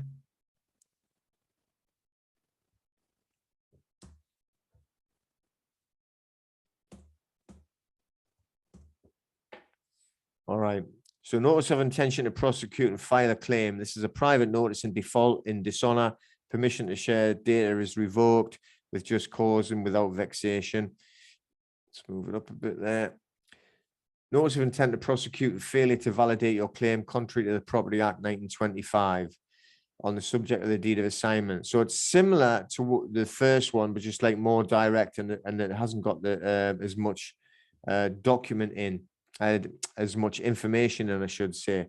So your claims, if we come down to this part here, look, this bit here, and it's not 1, 2, 3, all right, and it's telling them point blank, you did not have any validating documents. You have admitted on 2 separate occasions that you didn't have the documents. You've admitted that you possess no documentation. You have admitted that you were in breach of the law of Property Act. You admitted that you were in breach of the law of Property Act 1925, Section 196. You have admitted that you were in breach of Section 44 of the Companies Act 2006, blah, blah, blah. So we're actually, like, you know, telling them now that they've admitted it through their constant harassment. So we're coming down to the next part. Okay, so compensation. In order to settle this matter with prejudice, I demand the following: compensation for the alarm and distress caused to myself due to your completely unfounded and unproven claim, amount of 810. This is one for a lot of money, this, but so this is actually a true amount that I sent off. Recompense for the time and money spent on dealing with vexation claims in the amount of £1,000. You confirm the closure of this matter in writing, accompanied by a check payable to Mr. J. Smith for the amount of £1,810. May I take this opportunity to remind you of the following regulations, which is going on again about, you know, the stuff that they have been doing wrong. Okay. And then we sign it again by the settlor, okay, because we're doing it. And it finishes off: failure to respond will result in me going ahead with my claim for compensation and costs. Okay, so I have had to send the 4th one off on one occasion, but at the end of the day, you know, like these are debt companies that have sold the debt to a debt collection agency who have no right to be talking to you because they have literally just bought your data. Okay, so we will stop sharing on there. All right, so Claire, do you need to put the numbers in square brackets? Which numbers? Do you mean the postcode? Is that what you're talking about? The reason why you put anything in the square brackets is because it's a box. You're putting it in a box, which means it's not on the paper. So the points. I didn't think about not even doing that. All right. So you mean the points onto there? Right. Well, you know, the thing is, we're writing to a debt company. We're not writing to a court. So we're wanting them to know the points that we're raising.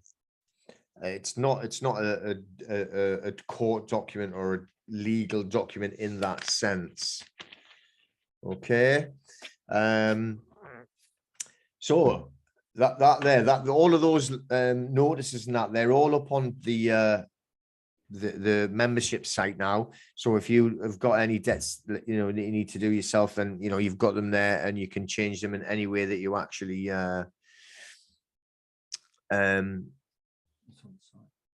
yeah, it's on the site. So we haven't got a template for the affidavit yet.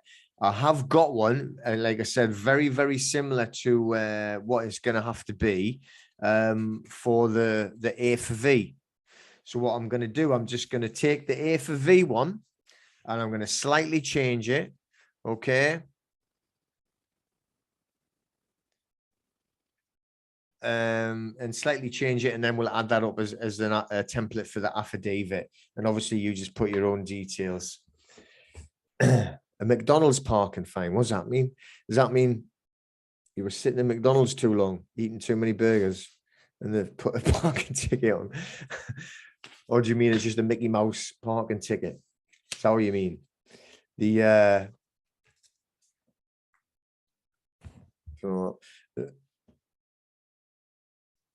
really, it was in McDonald's for longer. So who is it that can give you a ticket from McDonald's? Ronald. Ronald McDonald gave you a ticket. Oh, I just tell him to fuck off, man. You know. There's hamburger in that. Yeah, you just like, I mean,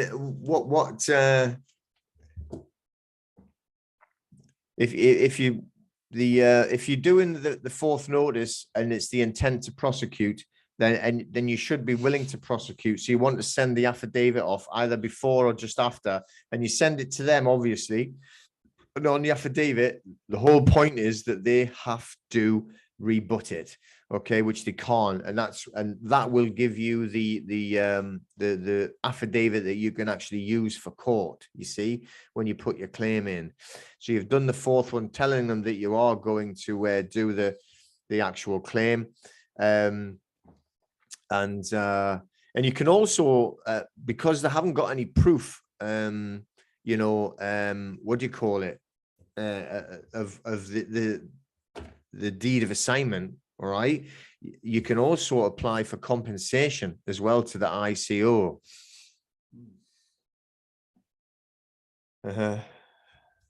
Well, if they give you, you just tell them to stick it. What can they do? Don't go to McDonald's again. You know, I wouldn't be paying any parking tickets for going anywhere near McDonald's. Well, I would never go to McDonald's anyway. But no, just, you know, if it's a private company, right? Literally, if it's like, you know, Peter Wilson parking, and I'm going around McDonald's sticking tickets on people's cars, then, you know, I've got about as much legal standing as Ronald McDonald, running around in his clown outfit, scaring the kids. So, you know, yeah, you stick him in the bin, like Wendy's saying, like they're a complete, you know, waste of paper. They're nothing. You know what I mean? Yeah. But no, they're nothing. They can't do anything at all. Okay, so hopefully you enjoyed that, and you enjoyed like the seeing that information about the diplomatic thing. I would be doing that straight away. Is you know what I mean? Yeah, that's exactly right, Jody. Yeah, 100%. Yeah.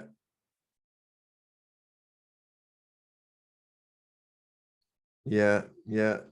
Well, they shouldn't be charging you. Do you know, like, I mean, even using their car park, I wouldn't even go and use the car park. I wouldn't do anything. I wouldn't allow anyone to see my car in it, McDonald's car park. But anyway, back to that diplomatic thing. I think you've got to make sure that you do that, like, you know, everybody do that as soon as possible.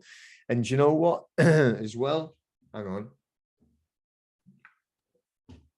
The on our other group, right, on the Telegram group, just the one that like that Dimebar helps out on there, somebody had put up there that I can't remember now, but it was the husband or something had been put into hospital, and they were, no, it was in this country, and the hospital are stopping them giving the what do you call it, the ivermectin or whatever it is, right? So they're stopping them giving it.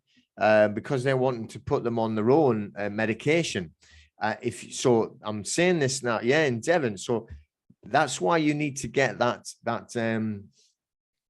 what do you call it? What do you call it again? The power of attorney. Yeah, the power of attorney. Okay. So we need to make sure that you get the power of attorney done. Now, not just on our documentation. I've changed it, by the way. So if you want to have a look at the power of attorney now, it's more powerful. But you need to do it with the Guardian office as well, or the Office of the Guardian, or whatever it's called, which is a government site. But you need to be on both sides of the coin here, because if you get put in the hospital, like this guy's been put in hospital, right, and he can't speak, so they will not let the wife in. I think it's or the other way around, but they won't let the partner in, and they won't let them use the prescription that he's got or they've got, you know. So and they won't let you in. So you've got a care plan.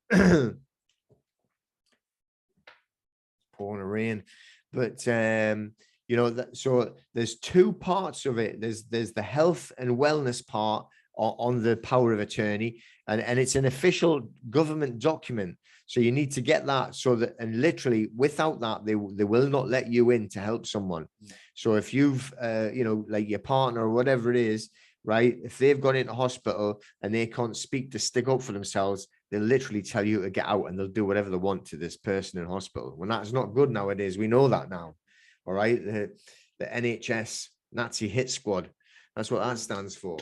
So, like, you know, if you haven't done it yet, okay, get onto the power of attorney thing, on not just on ours, but also on the government website, and register it. I'll tell you exactly what it is, actually. I was on it the other day. Hang on 2 seconds while I load this one up. And I'm going to go on to Google.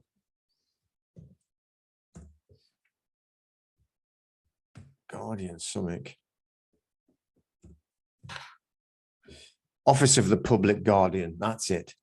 Okay.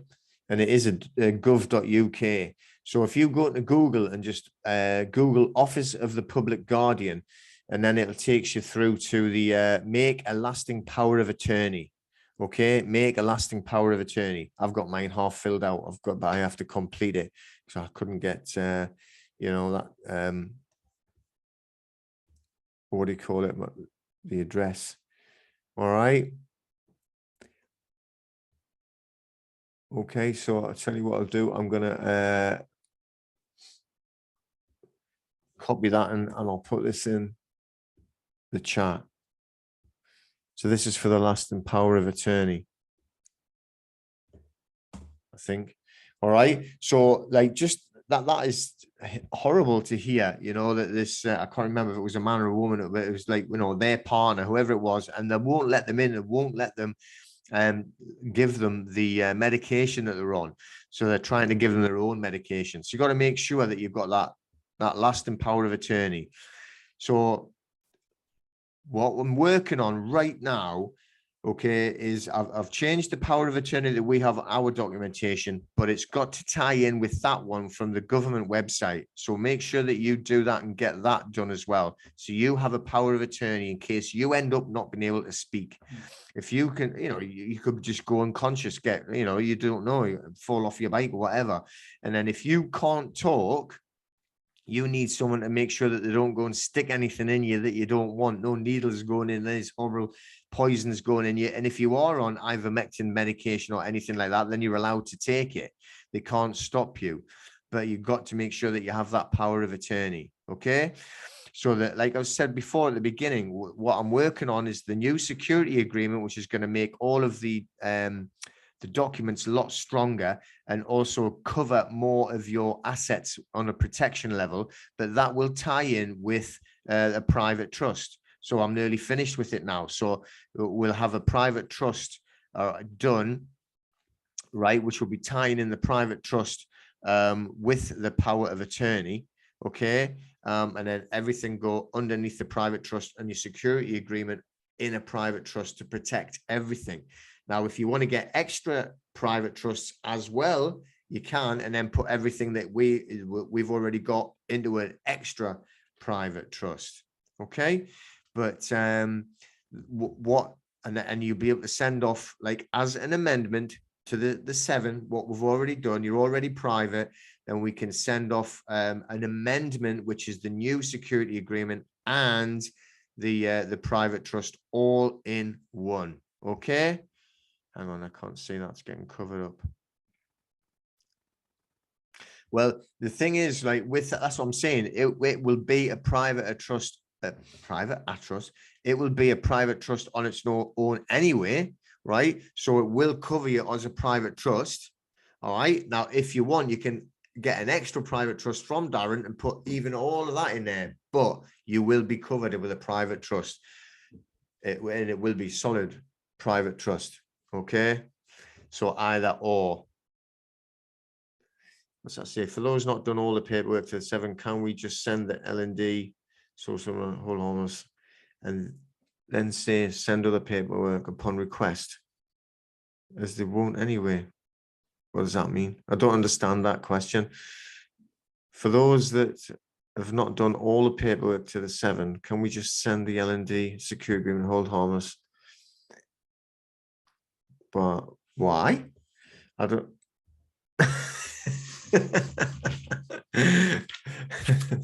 Well, I suppose so, but so we've got what I mean, if it's actually a lot less now anyway, but like saying that though, the security agreement is a lot bigger. Once the security agreement comes out and it ties in with it, there is going to be a lot more paperwork, unfortunately. You know, it won't be that long before I'm finished. I'm nearly finished. I've been working on it for weeks now on the security agreement and the trust. It's big, you know. It's been a hard thing to do and to get right as well, you know. So the are you asking for a friend? Are you? Everyone said. Yeah, but you could say if you haven't got it all, but. Now, once the new security agreement is quite large, especially compared to what you've got now, and with it tying into a private trust, there's a lot of documentation goes with the private trust because I can't remember what it's called now. There's about 4 different documents as well as a trust document. Now, I'm not saying you have to send all of your private trust documents to them. You don't have to do that, but you do have to have the deed of trust.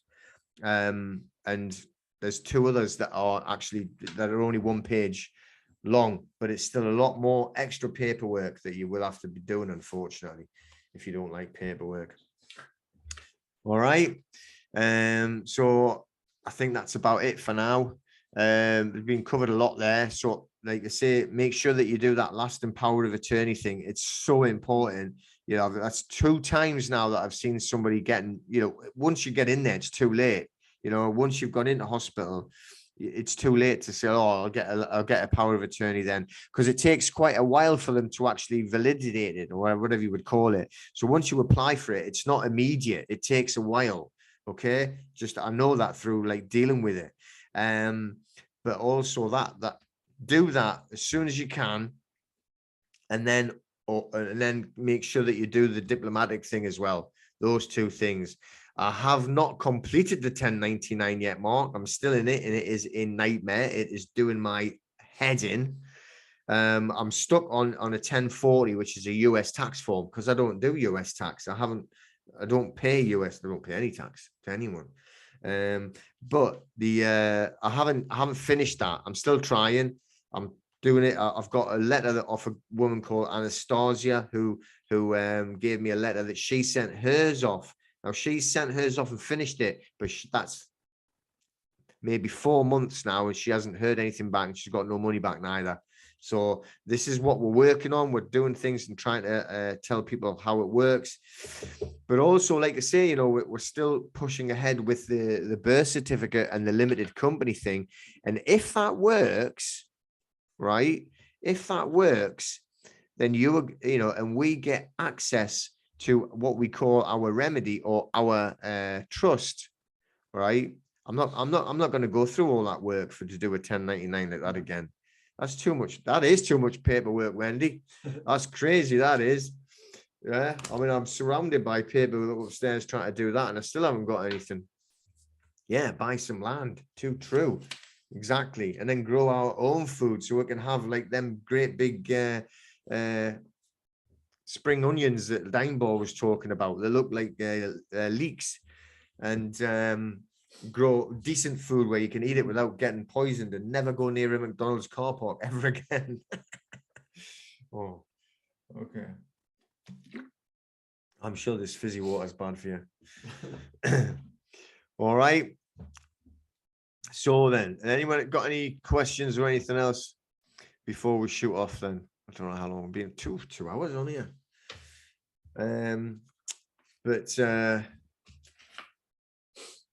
yeah, so we're doing quite a lot of work in the meantime. And like I said, this is my document that we've got for like the limited company thing from government. So we're just waiting on the UTR number, and then we'll cancel out the UTR number.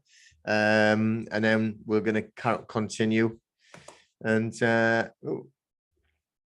we'll let you know everything that happens. So hopefully we'll be able to complete our birth certificates, get our box number 10 or 17, whichever filled in. And then we'll keep you informed of what happens. If I suddenly disappear, don't do it. But hopefully it'll be okay. You know, and then like if you've got either a christening or a baptism, go and check it out and see how your name's written on it. All right. So if it's like mine and you've got it on there and it's high and lowercase, that there is evidence that I'm alive.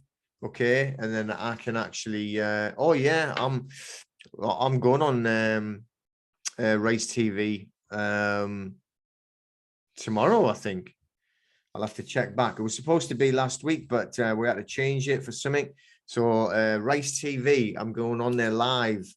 I think it might even be tomorrow. Okay. Oh, hang on a second. That's gone all funny. Do you do the deed poll name to your birth name so that it correlates to the company, even though you have a married name? So you're the deed poll name and the actual limited company thing are a little bit different. Okay. But what we're doing is we're trying to get the birth certificate changed. So you can get that. You can actually change your deed poll. No, you won't lose your passport. No, you don't lose your passport. It stays the same. All right, 2 seconds and I'll unmute you, Richie. And you know, you don't lose your passport, and you can change the name to whatever you want it to be honest. Okay. So now where's everybody gone? Where's the messages? How do you do that? Oh god. No, you don't. So yeah, you change it because you're wanting to get the birth certificate changed so that it matches on the birth certificate, but it's on higher and lower. All right, let's see if I can. How can I? Oh, I can do it there. I mean, looking for your name up and down. Right there, that should do it. There you go. How you doing? Are you all right? Yeah, you hear us all right? You hear me all right? Yeah. Yeah, it's only a couple of quick ones really. I caught you Friday one on the catch up. And you know, when you're saying legal and lawful and we can't use acts and things in the same context and everything when we're using I. Yeah. Well, the only thing I had to question on that was me and you did that with like the GDPR for the notice that I was sending off to the electoral roller wouldn't let us. Because I thought we could use both, do you know what I mean? Yeah. How come we could on there, but you're saying you couldn't on the Friday night? Well, this is really talking about like when you go into a court, really. Right. Sound. Yeah. So well, that's what I thought, because you know what I mean. Because when we talked about, it's the same as the notices you've just had up a minute ago. It's good, isn't it? Because you can shaft them with their own stuff, if you know what I mean. That's what we wanted to go on that electoral notice, didn't we? Yeah, exactly. So that's what I was asking about. You had me a bit confused. I thought, well, fucking hell, I was only talking to you the other week and we did one. I know, and we did it because you know when you're talking to them, and I'm not, you know, Yeah, they are literally nuggets, though, aren't they? Yeah. You know, total muppets.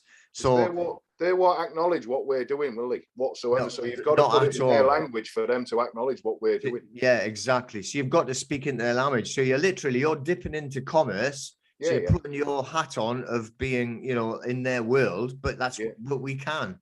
yeah. Sound. That's Yeah. what I thought. But when you're going into like a court scenario, because we were talking about, you know, what I'm showing is how to actually put in a claim and take over a court. Right. Yeah. Sound. I get See? that. So you create it to be your court. Yeah, yeah. You know, and like I've been doing a lot of like studying a lot of like the courses on how to convert a court from theirs, which is let's just say maritime, right?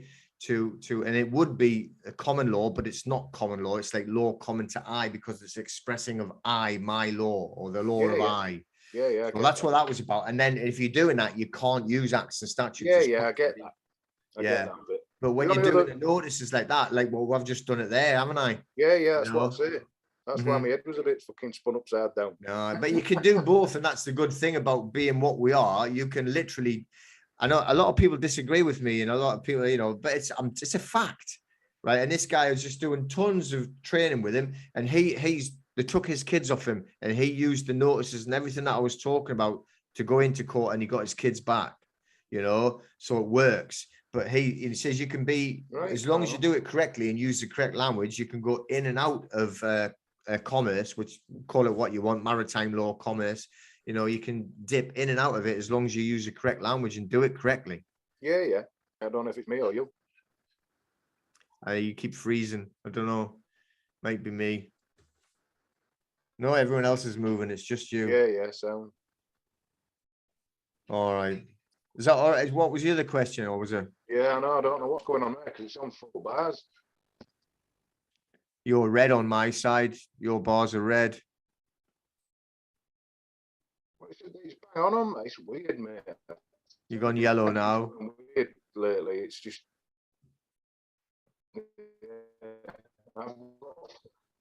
I've got full bars at this end, but yeah, the only other quick one was where is now my back on or what? I think so. Can you hear me? Yeah. The only other one was, you know, when you was on about what Aiden's just been on about today. What was You know, that? you know when Aiden's been on about it today. Oh yeah. Well, obviously, what I was saying to you earlier on, what I said my thing, I changed my name by default when I blew all this lot off about 20 years ago. We've talked about that, haven't we? Yeah, yeah. Yeah. So obviously I did UCC and everything in my new default name. Well, obviously my birth certificate name's completely different. Uh-huh. Well, That's why I was asking you earlier on. Would I have to go back and do documents into me birth certificate name from my deed poll, if that makes any sense? I would. Do you know what? I would think so. Yes, but I would check up on that myself before I actually give a full answer. I'll have a quick check on that, and I'll let you know later on, just to make sure. Did that make sense? What I just said? Yeah, yeah, yeah. I know what you mean, but you know, if you have already changed your name by deed poll, you can do it again. What we're meaning by, just because I don't want people to get confused. Yeah, yeah. I'm not asked about that, but like I said, you know. Yeah, no, I know exactly what you mean, and I do think that I know you can change it again, but what it is it's when we change it, just so that everybody understands, we're actually going to change it. I wouldn't be changing my name to, like, you know, Jimmy Jones. I would be changing it to Peter Wilson in lower, high and low case.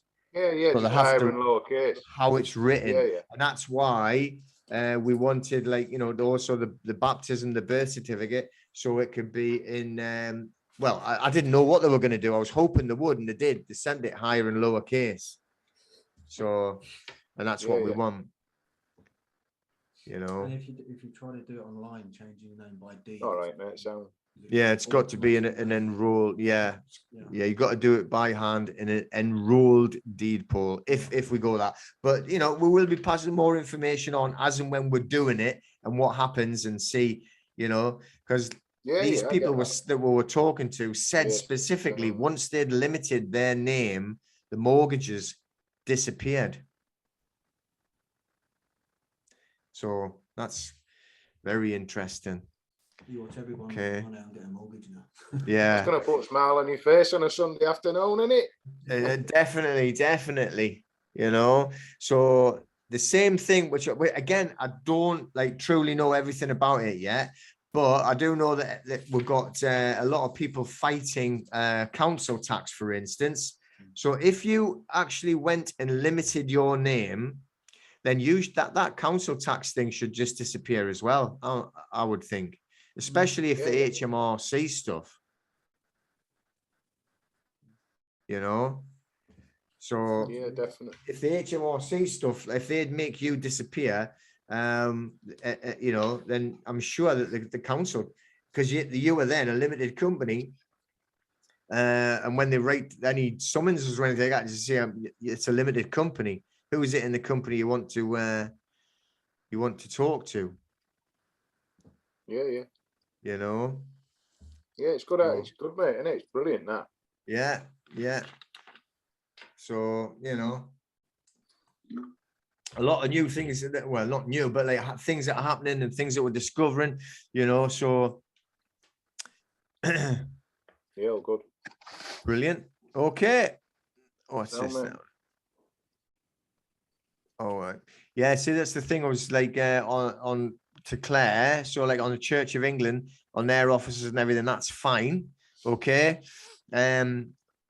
Unfortunately, if you're not on the Church of England, you have to go elsewhere. They don't like, as I was actually baptized a Catholic, so they don't the Catholics are like not part of like the Church of England, and you know they used to burn them and stuff. So the you have to go to the actual church where you were baptized to get the actual the certificates, you know. But they didn't even charge me. Put the wrong bloody date on it, like, but they didn't charge me, so I'm gonna have to get him to do it again, unfortunately, you know. But he said you can make a donation if you want to. So I'll do that. All right, give me a quick check. Someone's asking about, hang on, where's this thing? Make sure it doesn't make a mess again.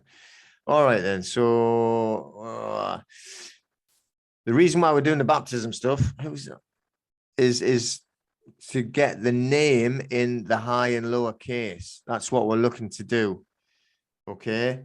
So it's an ecclesiastical proof. So it's quite powerful. You see, with it being part of the church, it's ecclesiastical proof that you were alive. If it's got a higher and lower case name, like this certificate that I've got has, then it's like biblical proof that I am not dead at sea.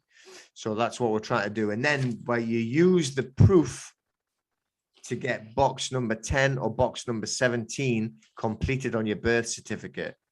That's why we're doing all of that, Jody.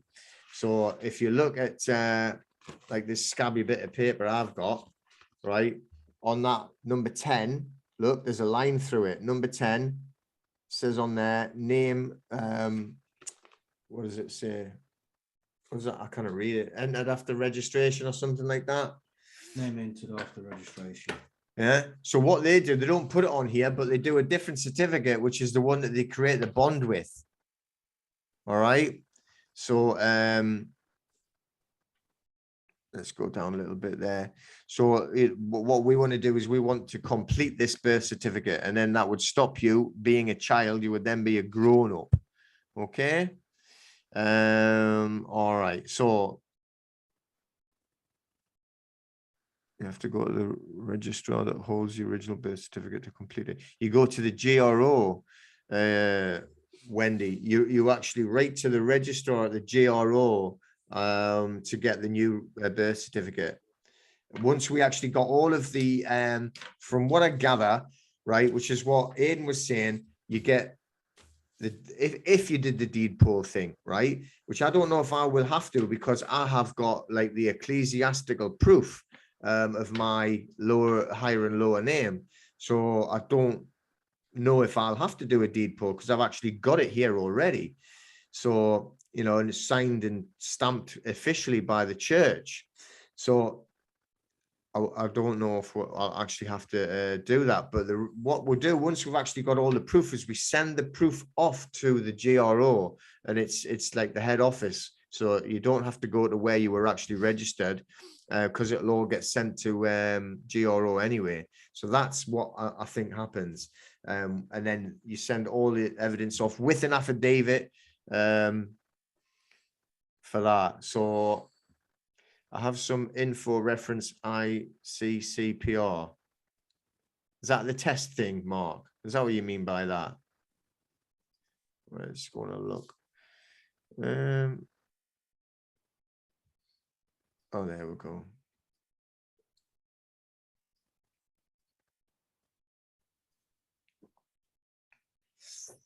I don't think you're allowed to do anything with your own birth certificate, are you?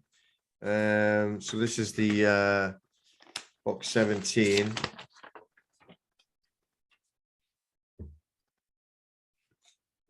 On box 17, depends, obviously everybody's going to be different, isn't it? This is Janine's one, and this one on hers, it's like a diagonal line through, cutting it in half like that, you know. Wow. Yeah, so you got to remember as well that the two things that I do remember from I mean, I've got loads of studying I'm still doing about this thing, but if you look at any birth certificate, all right, doesn't matter which one. I know this is horrible and scabby, but look at the boxes. Okay, all boxes. Now they're all different sizes, right? But this goes into the 4-corner rule and the single skin. None of this is on the paper. No. You know, so this is all garbage. So what happens is when you get you do the limited company, which I've just done the limited company for myself, then you can apply for the corporate, the incorporation certificate, or whatever it's called, the certificate of corporation for your limited company, and it comes on one box or no boxes, right? So that is your new birth certificate in a way, you know. So this is how we're actually like investigating and working how it all works. So that's how we, and the number that you get. So where's the number I've got, like 137444242, the company number, that becomes your bank account number. You actually open up a bank account with that number. Yes, that's correct, Mark. So you get your limited company exactly the same as your birth certificate. Yeah. Oh, left empty. Right. Yeah. So, you know, the thing is as well, if you have a look at your birth certificate on box number 2, it should actually have your name, right? And then the surname should be all capitals, right? But on Janine's, it's higher and lower as well. Again, that's proof. That's proof that you're alive. So this is the type of proof that we want to actually get. Yeah, look, see there, it's capitals, surname, capitals. That's how it should be. People make mistakes, you know, so we need to get proof so that we can actually get it changed. Once it's completed, you are supposed to be able to get your access to your trust fund, to your remedy, you know, which somebody's talking about that now, that they're going to do a special course, that the remedy of remedies or something like that, and they're charging £500 now straight away. Pay £500, but they won't tell you what they're going to do. I'm not saying there's anything wrong with it, but I'm pretty sure I know exactly what it is. And what they're going to do is they'll do all of the paperwork. Now, they don't do what we do, but it's similar. It is similar. And they'll send it off to the same type of people that we send ours off to, affidavit format type of thing, to put you in the private. And then once you're in the private, then what they're going to do is they're going to teach you to try and go to court to claim your remedy from Chancery.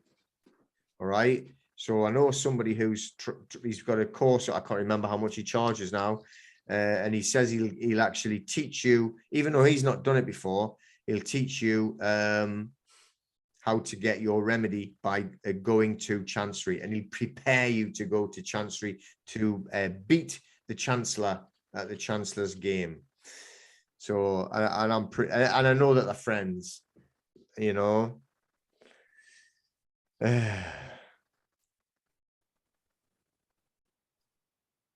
The company is in the uppercase name.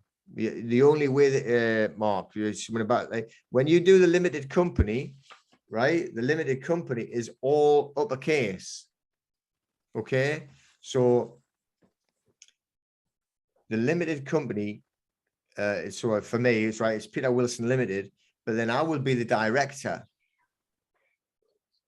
Yeah, they're trying that too with Chancery Court. Yeah, Divergent 5. I've never heard any of the stuff for a long time, actually. I've listened to a little bit a while ago, but I've never listened for a while. I don't follow them or anything. But yeah, I know that they went all quiet and they were saying, oh, we're going to have a big special thing. And, you know, that'll probably be what it is as well, going to Chancery. So what we're trying to do is very similar, funnily enough. So once we actually get the birth certificate thing, you do have to go to the court, you know, and you do actually have to get them. But then we apply to the Treasury as well. So, all very interesting that everybody seems to be going in the same direction at the same time, you know. But do you know what? I think the reasons for that is that everybody's looking for some kind of way out and protection because of the lunacy that we're all running around in at the minute. You know, it's got to be, hasn't it? You know, they're all looking, thinking, what next then? What the hell are they going to do next? So we need to jump ship, you know. So I think that's why they're all doing it. Yeah, I'll have a look at that later. I think what happens if I click on here? Whoop. Yeah, well, I can just open. That'll be good. Stop it there. Champion. I'll have a look at that later down bar, and see what they're saying. But yeah, I mean, it seems to me, and I think that's what they're going to be doing. I'm trying to think of the name now. Something like Unchained Remedy. And then that's what I don't know. I could be wrong, but I think that's what Robert is going to be doing. And that's what he's trying to sell now. And I think he's linking up with Craig on Unchained Remedy. And that's what they're going to do. You know, yeah. I'm pretty sure that's, you know, unchainedremedy.com. Yeah. The guy, because I talk about the UCC, he blocked me. He hates the UCC. Not Robert. He's good with me. We talk, but on Unchained Remedy, he's like, you know, adamant that the UCCs are this, that, and the next thing. But you know, it's got its uses on. It's got its needs and its necessities for, especially if you're not, you know, the Americans definitely need to do it. But if you're wanting to try and do anything on a 1099 and you have to involve yourself with the IRS, you got to do it. You know, you don't want to be messing around with them and not being on the UCC. Simple as. But you know, horses for courses. He just point blank refuses to acknowledge that there's anybody else has got any information that's any good except him. And there you go. But you know, I like Observation Deck. I like all their stuff. But I do think that that's what they're going to do. Yeah, totally agree. I was trying to be polite, you know what I mean? Oh, there you go. But yeah, I don't know either, you know, but they've do you know what it is? I do think I know why the get on is because they both follow Tartaria. right? And both of them, you know, are like really, I mean, I've read it, I've like watched the videos and that, and about the resets and about the mud floods and all that, but both of them are really, really like fully like, you know, oh, I believe it all and I am it all. And yeah, yeah, exactly. Yeah, huge egos. And I think what happens is when you get like a massive following, like what say Robert's got, is just it might be affecting him, you know. What is this?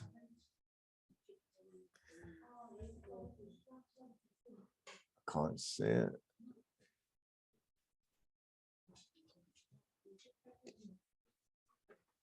Oh, right. I didn't know you could do that. Right. Hold it still a little bit for us, Wendy. She's made it.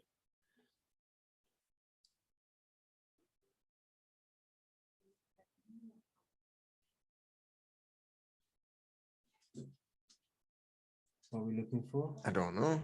Name and surname. How do I unmute? Oh, hang on a second. Not let me do anything there. We'll be up here. Let's have a look. There. There. So. Hi, Peter. Hiya, you're right. Yeah, well, I've got no boxes on mine. It's like a stamp. Gives a look at it again. It's just small. Where's the box? There's no boxes on mine. It's not like. Oh, I see what you mean. Uh-huh. Oh, you're not important enough then. Must have been born in a farm or something.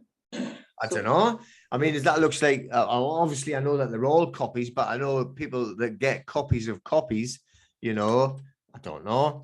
Just have to have a look. What you could do is apply to get a new birth certificate and see what they give you. And I do think, right, that it would be something like that one with the 17 boxes. How many was in yours? Yeah, well, not yours, same. but see.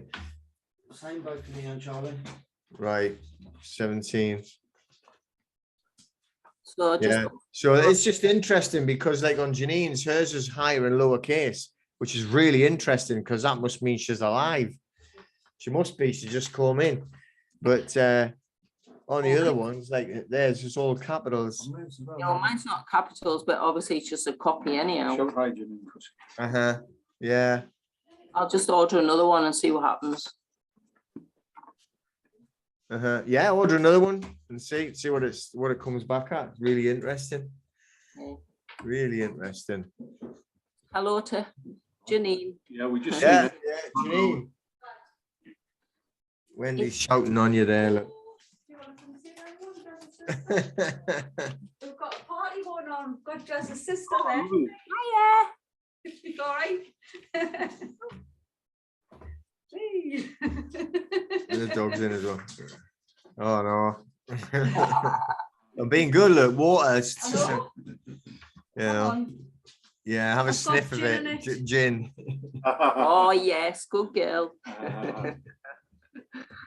Better put me on mute now, I think. Well, before you say anything naughty. I don't know. I think you have to do that, do you? I don't know. I don't know what to do. I'll do it. Yeah, go on. Do it. I'm terrible. The Canadian record of live birth doesn't have any boxes. But the live birth, that's the thing that you want though, isn't it? Mm. I mean, if you've got a record of live birth, then that's a proof that you actually are alive. Yeah, definitely a middle name as well. Yes, Mark. So the company, like I've just done Janine's and it's Janine Ann, but obviously with the maiden name, you know, for her, you know. Not sure if this is the live birth, but this is what I got for Charlie. Outcome live birth. All right. Okay. Yeah. Keep a hold of that. Mm. Okay. All right then. So I'm gonna go and get me tea. Is there a this was only 12 quid to set up this limited company. That's all it cost. But you don't get when you do it through Companies House themselves, if you do it through Companies House, which we did, it was 12 quid to get it. But then you can go back in again and you can order the incorporation certificate, and that'll come with one skin, no boxes. So that is literally, then it's like everything is on the paper, it's all real, and that is your new birth certificate. You have birthed a new existence. The reason why we've got the baptism thing there, Claire, is just extra proof, okay, of us being alive. Now, if it had come back with all capitals, it would have been knackered anyway. So you either do it with the deed poll and have it, you change the deed poll to high and low case, not all capitals. This is what we're trying to create, is the high and low case name as proof that we're alive and not an implied company, okay, which is what the capitalized name is. Okay. All right, we're going to shoot off now. I'm hungry. I'm going to go and get some food. So, yeah, great. Thank you very much, everybody. Hope you all enjoyed it. Make sure that you get all this stuff about like the, later I will, Mark, later. All right. Thank you very much, everyone. Take care. And we'll see everybody next time. Make sure you do the stuff, all right? Make sure you get like the power of attorneys and them diplomatic passports and everything. Look after yourselves. Look after everyone else. Take care, and all. See you all in a bit. Bye, bye, bye.